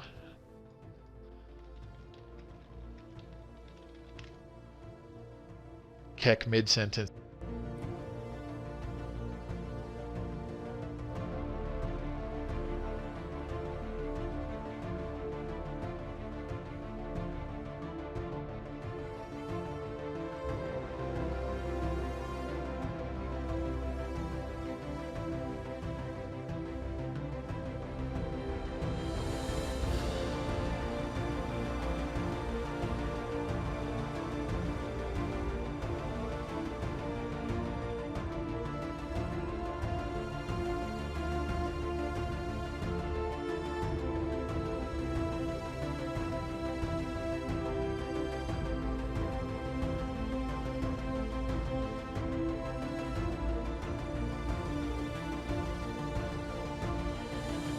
I just stubbed my toe. That hurt.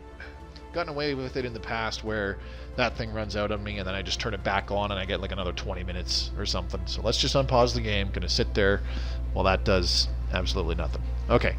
Anyway, so here's how it is. So the tradition cost, the base amount is 56, and then it's plus 6 times the number of unlocked traditions, plus 2 times population factor, which I went over earlier. And then after that, it's multiplied by 1 plus 0.1 times unlocked tradition trees, which is the whole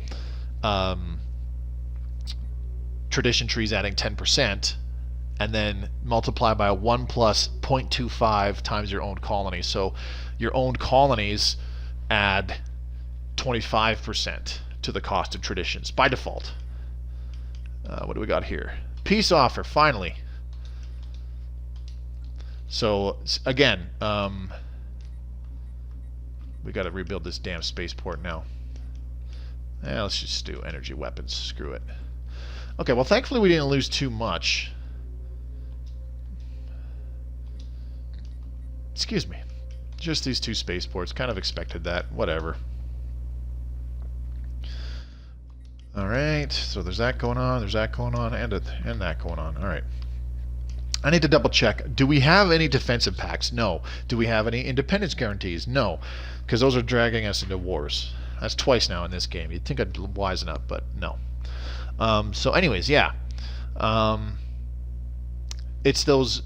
The amount of unlocked tradition trees that you have is one of them. That, like I said, about 10% on top of the numbers earlier.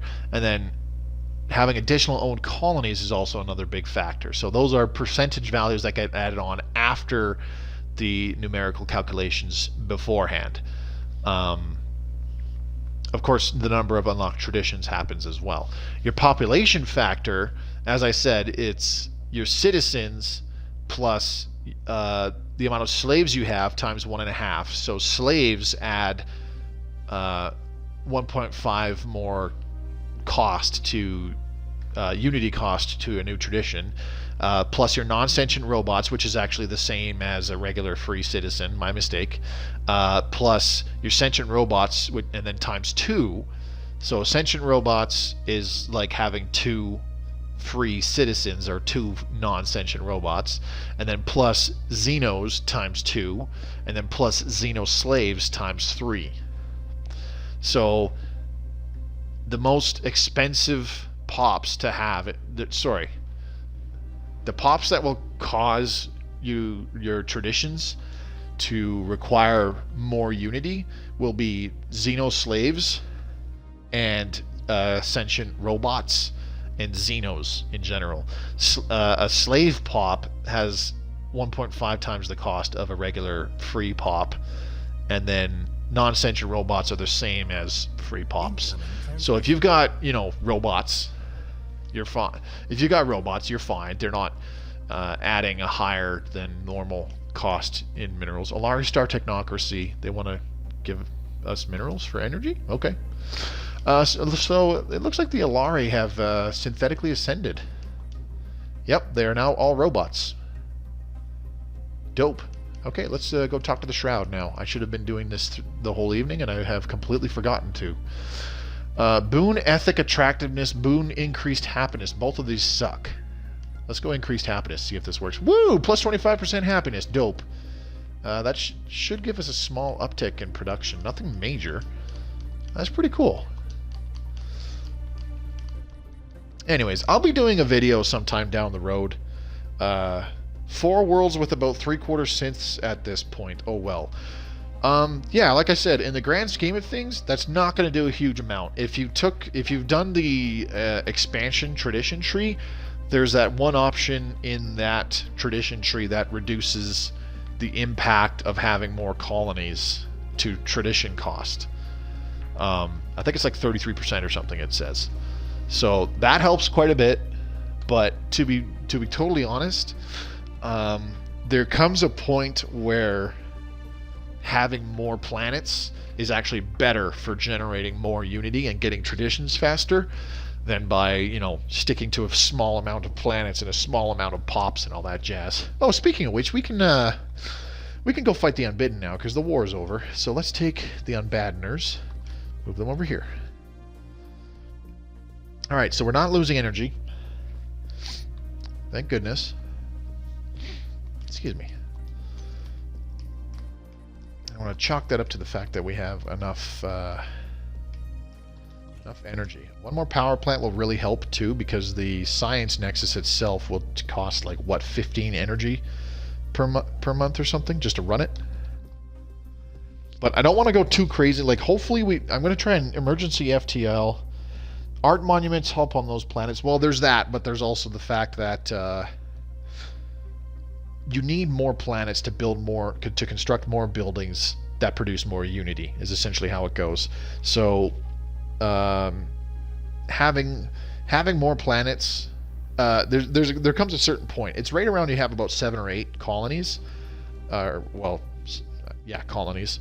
It's right around 7 or 8 colonies that no matter how much Unity you produce, you're actually going to start taking hits. You can't produce enough Unity on those planets anymore to offset the penalties that you are now taking. So it's actually been, I remember seeing where around around like 4, 5, 6 total planets / colonies and whatnot is about the sweet spot where you'll be generating far more Unity than is being incurred in extra costs to having more pops, to having more planets and all that jazz.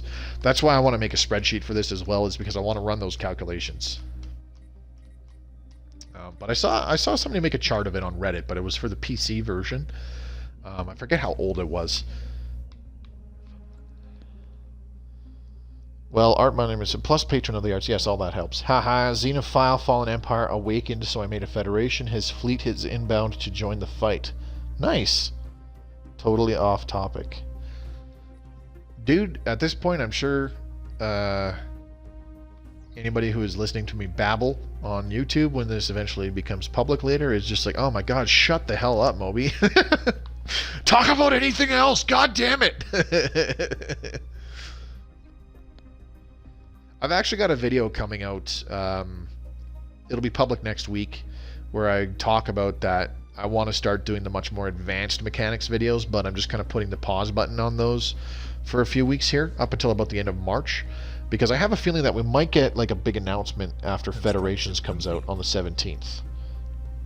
I don't necessarily expect like an announcement, sorry, I don't expect like a big jump there where it's just like, hey, 2.2 is coming out, March 24th, be ready, and they tell us like 2 days before. I don't expect that because I have a feeling that they're not entirely ready, but I also think that they want to stagger it so that it's not kind of conflicting with the hype train that's going on with the release of Federations. So I won't be surprised if we get some pretty good news about it.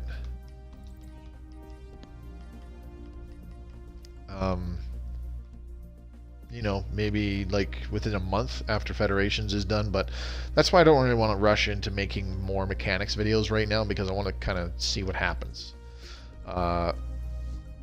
Because I don't want to make a whole crap ton of mechanics videos and then have to redo them, because I know I'm going to have to.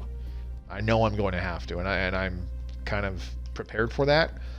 But I don't want to have to do it for like a bajillion videos, you know? I just want to do it for some, leave it at that. Solar panel network, alright, let's do that. I don't want to upgrade these spaceports. We're not using these spaceports for anything right now aside from like getting food, right? So let's just do a level 2 spaceport upgrade. And then we'll put the hydroponics farms on them to get some food out of them, and then we'll leave it at that. I'm not going to spend the crap ton of minerals to upgrade them to level 6, because we're trying to save up for a science nexus right now, which is pretty close to getting there. It's about 70% done with the science nexus site, so we need 20,000 minerals. Okay, here we go.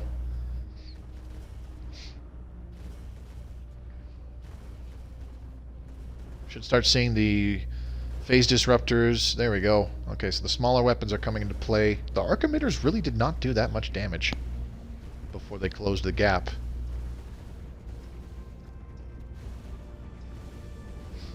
Okay, we're going to emergency FTL right away. Oh, wait, we can't. We got to wait 7 days.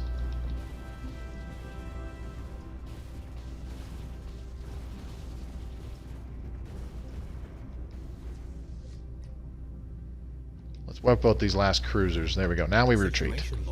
Leave it at that. Alright. Ships lost 1. Ships critically damaged 0. So we'll have to rebuild a few battleships. That's fine. Our minerals are kind of through the roof right now. We get these guys back in 2445. So we got 6 months. We'll get about 3,000 minerals by the time our fleet shows up again, which is great, because it'll be fairly close to building the next section of the Science Nexus.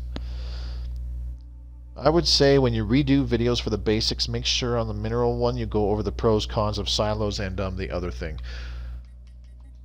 See, the thing is, though, the reason why I didn't cover absolutely everything in the basic mechanic videos so far is because they're just the basics. I just want to get enough out there so that new players have a basic understanding, a basic grasp on whatever I talked about in the video. I don't want to go into absolutely every little facet and every little detail. That's going to be for the more intermediate and advanced videos.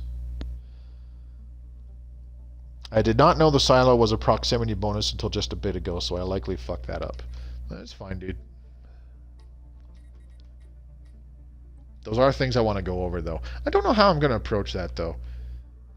Like, part of the reason I just kept the videos the way they are is because I got enough. So you would minerals 201. Minerals 201, yes. The reason I kind of did them in the format I did them as well is because I just, for now, I wanted the videos to be like short and sweet and to the point, you know? And just be like, this is what these do, this is how you get more of them. There's other ways, but, you know, either A, figure it out for yourself, or B, we'll cover that kind of crap in future videos. I'm thinking that I'll do...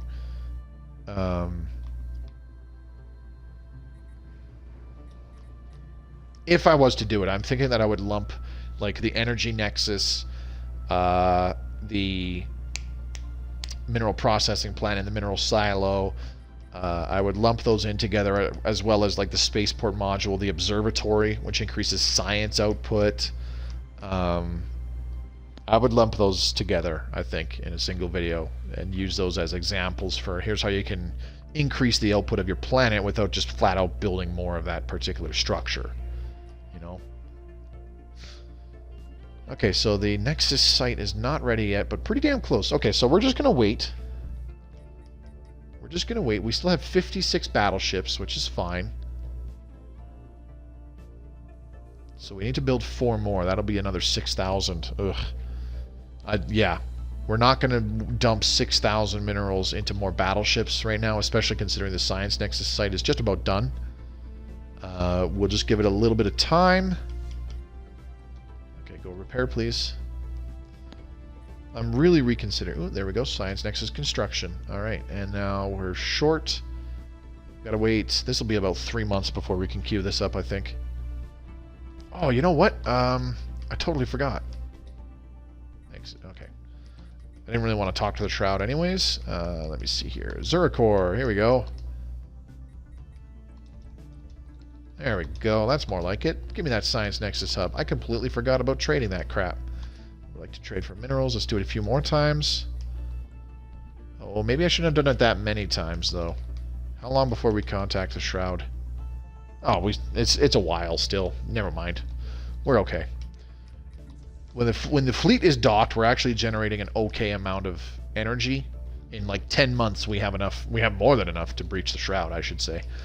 Okay, Razzlegathi Mines. There we go. That's done. So let's do the hydroponics farm. Razzlegathi Gulag. Let's do the hydroponics farm. I don't see the point in upgrading these further because they'll like adding more modules to these things. That'll be nice. But now that I think about it, they'll just be a big drain on energy because the battleship assembly yards and the fleet academy are both like 4 energy per month. Yeah, so that's just increasing our maintenance costs. Why do I want to do that? I don't. Mandate of Tabaris and the Autocracy of Polisi. They're going at it again. Alright, fine. You guys do what you want, idiots. Good old AI. Ah, curators. Well, never mind. I meant traders. You already did it. Okay, no worries. Yeah, I often forget about those, and I feel really stupid when I do. Okay, so the Science Nexus site, we're building that. We can go ahead to Bistromar Power, queue up a couple more battleships, go to Sim Power, queue up a couple more battleships. So, okay, that battle did not go nearly as well as I'd hoped. Not even close. We wiped out all their escorts and cruisers, but in doing so, we still took like almost 10% losses. I'm not happy about that. So I am really considering, despite the fact that we have dumped a bunch of our time and effort into energy weapon improvement. We've got flash coolant 5 for 20, so we've got 25% extra energy weapon attack speed, and we're still on focusing arrays 5 to give us 25% total energy weapon damage. But despite all that, I'm seriously considering swapping over to giga cannons and kinetic artillery, just so that we get more shots off against the Unbidden at longer range. Well, in theory. In theory. We'll try one more battle, I think. Well, maybe not against this particular fleet. Like, that won't matter, because we should be able to wipe out that fleet. We'll try a battle against this little fleet here, where they've lost a lot of their ships already. We'll try a battle against this fleet and see how it goes, and if we still take, like, decent losses, where it's like 3 or 4 battleships, and I still have to emergency FTL, then I'll definitely redesign, and we'll go just all kinetics.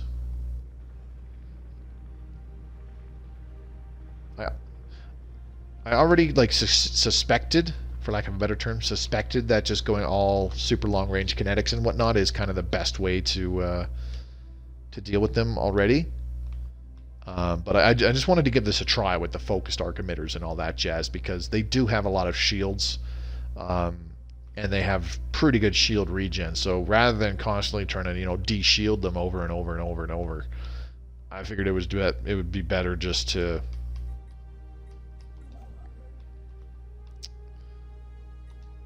sorry, brain fart. I figured it would just be better to where we bypass shields altogether. Low armor. No, they still have armor. I just can't remember how many. Or how much, I should say. I'd go back to the computer and check, since I already have it open, but...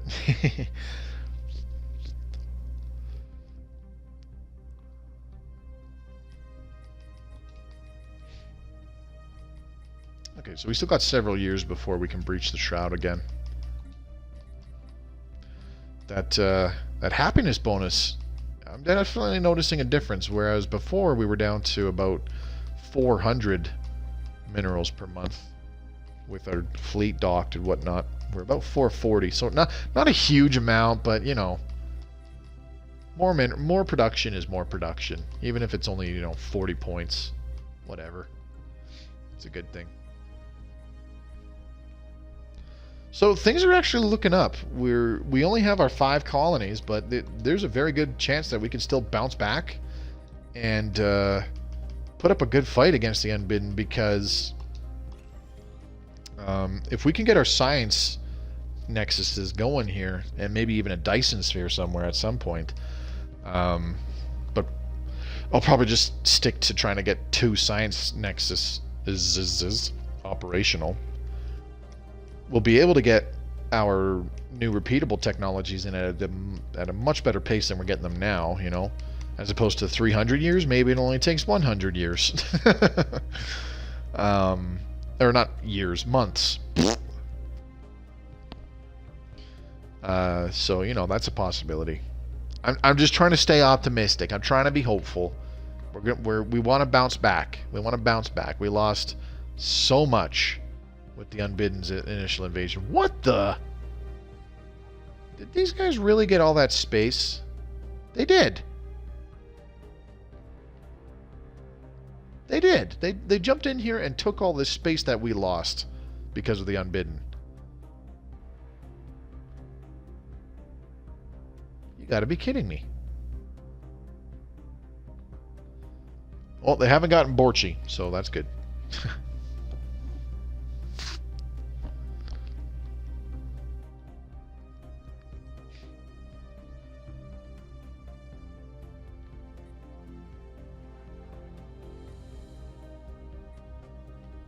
I can't even remember where we had our other planets. Okay, so Veer is not talking to me anymore.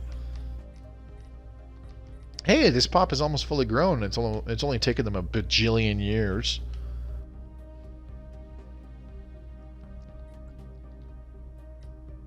Okay, so once our last pair of battleships is built, we're going to go attack that same fleet again. Try to wipe him out. Let's take a look at the dimensional portal. There should be more fleets here now. Yeah, I think there's one more. There was 4 last time, if I recall right. 5 if you include the big-ass portal fleet with the 400,000 fleet power. I think.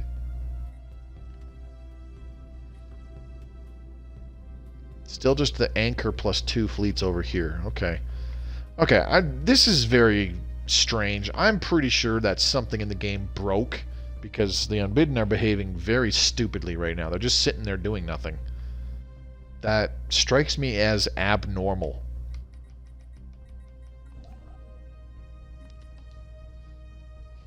Why are you going all the way back there? No, don't do that. Just go there. Jeez.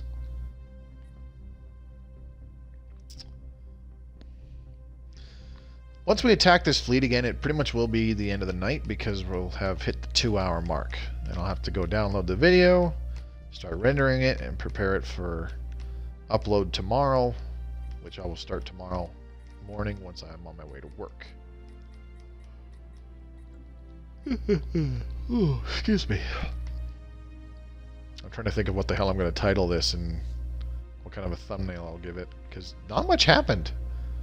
I mean, there's not much to do when your really productive empire gets reduced to buttfuck nothing, eh?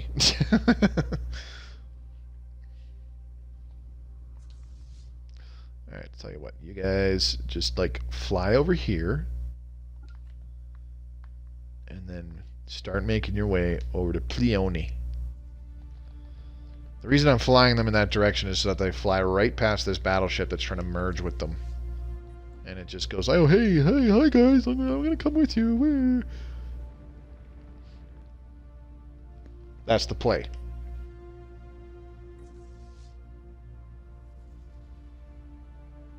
There, okay. Now let's just go... Boop. We'll probably alter course a little bit. Yep. Take the shortest route towards the edge of the system. I gotta admit, that is one thing that I'm kind of looking forward to, is the changes to hyperlane jumping, where you just fly to the edge of the system and you can jump wherever you want. I have always felt that that's kind of stupid, and I'm looking forward to that getting changed in the update. I think it was actually 2.0 where that changed, with a 2.0, I forget what the actual update name was, but, you know, same time as Apocalypse DLC, basically, where you warp in from UNAC, and if you want to warp over to Sim, you got to fly to this side of the system, and then you can warp over there. Or same thing, if you wanted to go to Osmadden, you have to fly down to here, and then your ship's warp to Osmadden, as opposed to my ships just flew down to the hyperlane to Osmadden, and they jumped over to UNAC. Jumped over to Eunuch. If I could rename that system, I would rename it Varus. Eunuch. Good times. Alright, let's build that mining station again, now that we can do it without a hostile fleet just jumping through and blowing it up again. Okay, so we'll take out this little fleet here, and then that'll be it for this evening.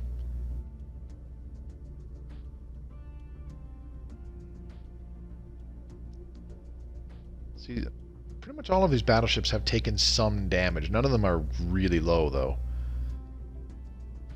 But still, they don't repair, so bonus.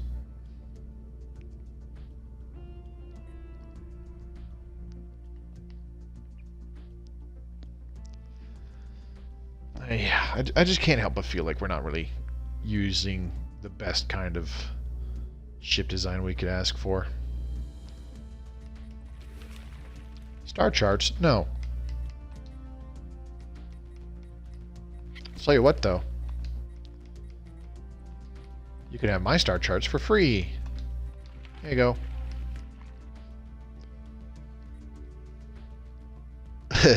The fanatic xenophobe empire likes us, so it's going, for aliens, you Blorg are surprisingly agreeable.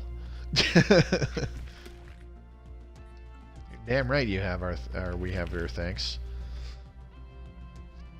So these guys, despite these guys being fanatic xenophobes, they actually started taking a liking to us once the Unbidden showed up, because one of the positive opinion modifiers is mutual threats. Sometimes when a crisis shows up, it does bring the galaxy together. Sometimes. Very unlikely, though, when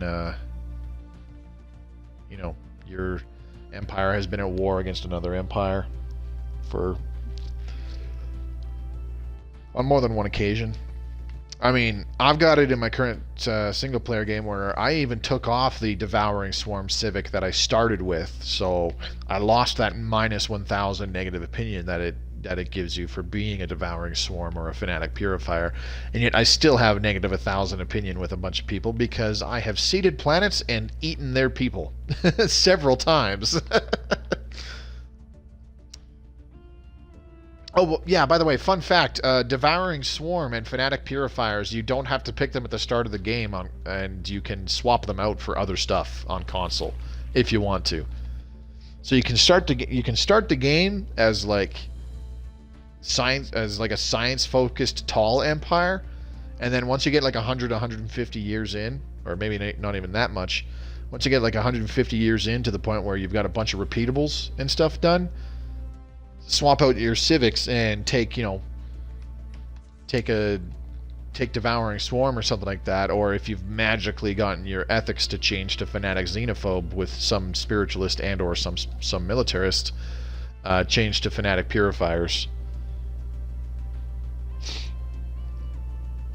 I'll make sure to try to do something like that. It's a lot trickier than I'm making it sound. The hive mind would obviously be way easier to switch back and forth between having Devouring Swarm and not having Devouring Swarm, because the prerequisite is just that you're a hive mind. Whereas being Fanatic Purifiers, you have to be Fanatic Xenophobe and either militarist or spiritualist for your second ethic, which is very difficult to do. So if you play tall and science-focused, you're probably playing as materialist, and it's very difficult to switch to spiritualist from there, so you'd probably somehow have to adopt militarism and figure out how the heck you would adopt xenophobia. That would be the difficult part. You'd have to get some xenopops in your empire and not give them the same kind of rights to attract xenophobia within your empire, with your citizens. So we're going to wipe out these battleships, but I wager we're still going to lose like 2 or 3 of our own battleships. We really take them out with those phase disruptors once they get close enough, though.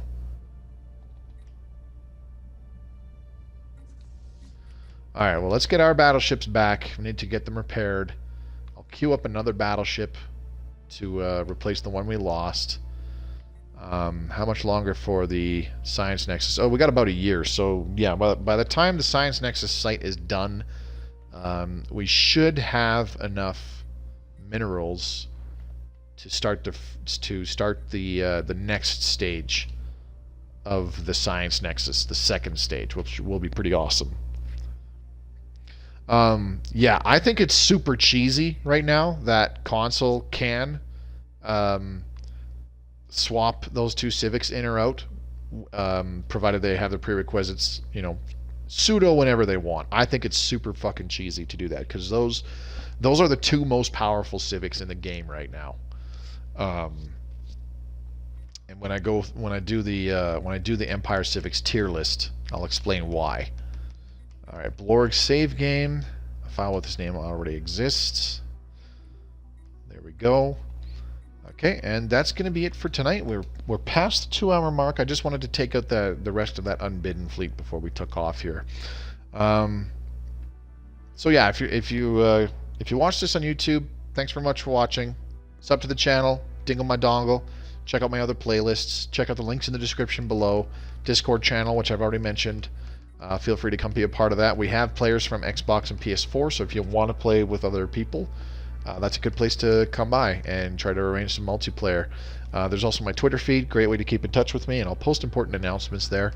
And lastly, my Twitch channel, which I streamed this off of. It would be so great to have more of you come by and interact with me live when I stream this. My schedules, or sorry, I should say my schedule for when I stream is also in the description there, right by my Twitch link. But since I know people seem to have difficulty reading, 9 o'clock Eastern Standard Time on Tuesday, and if I'm doing Stellaris multiplayer, 8 o'clock Eastern Standard Time on Fridays. But like I said, that's likely to change, as I probably will not be doing the multiplayers on Friday after, like, by the end of this month anymore. So yeah, there's going to be a video coming out on March 17th, kind of discussing what I'm already going to say. I know that not everybody watches these super long videos, so I'll just say it, and not everybody watches the shorter videos that I put out, so I'll just say it now. I'm going to be putting a pause on doing more mechanics videos until a few weeks, at least a few weeks after the Federation's expansion drops for Stellaris on the PC, because I kind of want to wait and see if we get further news of when the 2.2 update is coming, if we get some kind of an ETA, or if it's like, oh hey, it's coming in early April or some crap like that. This will give me some time to start working on like pre-production aspects, like writing a script and making there's certain images that I'll have to make in Microsoft Paint and whatnot to help me out too.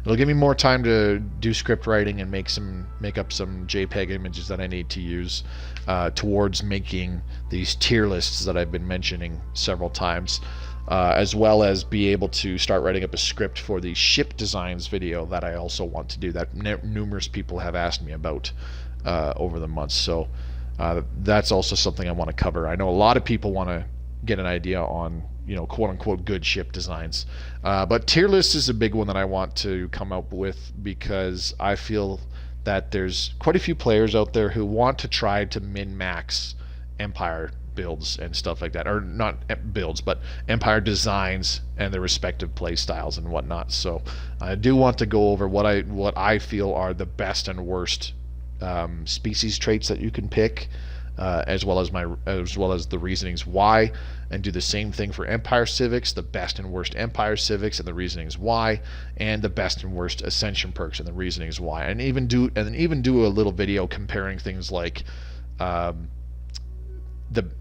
what I think is the best and worst Ascension path, and what I think are the best and worst megastructures right now. You know, all sorts of stuff like that. I want to get into those much more advanced kind of videos. Repugnant, yes, repugnant is the best species trait in the game. You should put it in every custom empire you create, so long as that custom empire is a fanatic xenophobe as well, because you want everybody in the galaxy to dislike you. Anyways, enough talking. I'm going to go start downloading this video to prep it into rendering. So once again, thank you very much for everybody who came by the live stream. Chad Thunderbows, Joe the Frogman, Hugh Stocks, Tony Knott. It was great talking to all you folks. I really appreciate it. It's a lot more fun when the chat is active. I thoroughly enjoy it. There's a few more who came by, Gooseman and several others who I missed popping in and out of the stream there. Thank you very much for coming by. I hope to see you folks again in the live stream. Yeah, Chad, I hope to see you. Either next Tuesday or just this coming Friday as well, buddy. Feel free to drop by. So yeah, that's going to be it for tonight. Thanks again to everybody for spending the time to watch my stuff. Greatly appreciate it. Enjoy the rest of the week. We'll be back again on Friday with another chapter in the multiplayer stream. We'll see you then. This is Mobius Y signing off.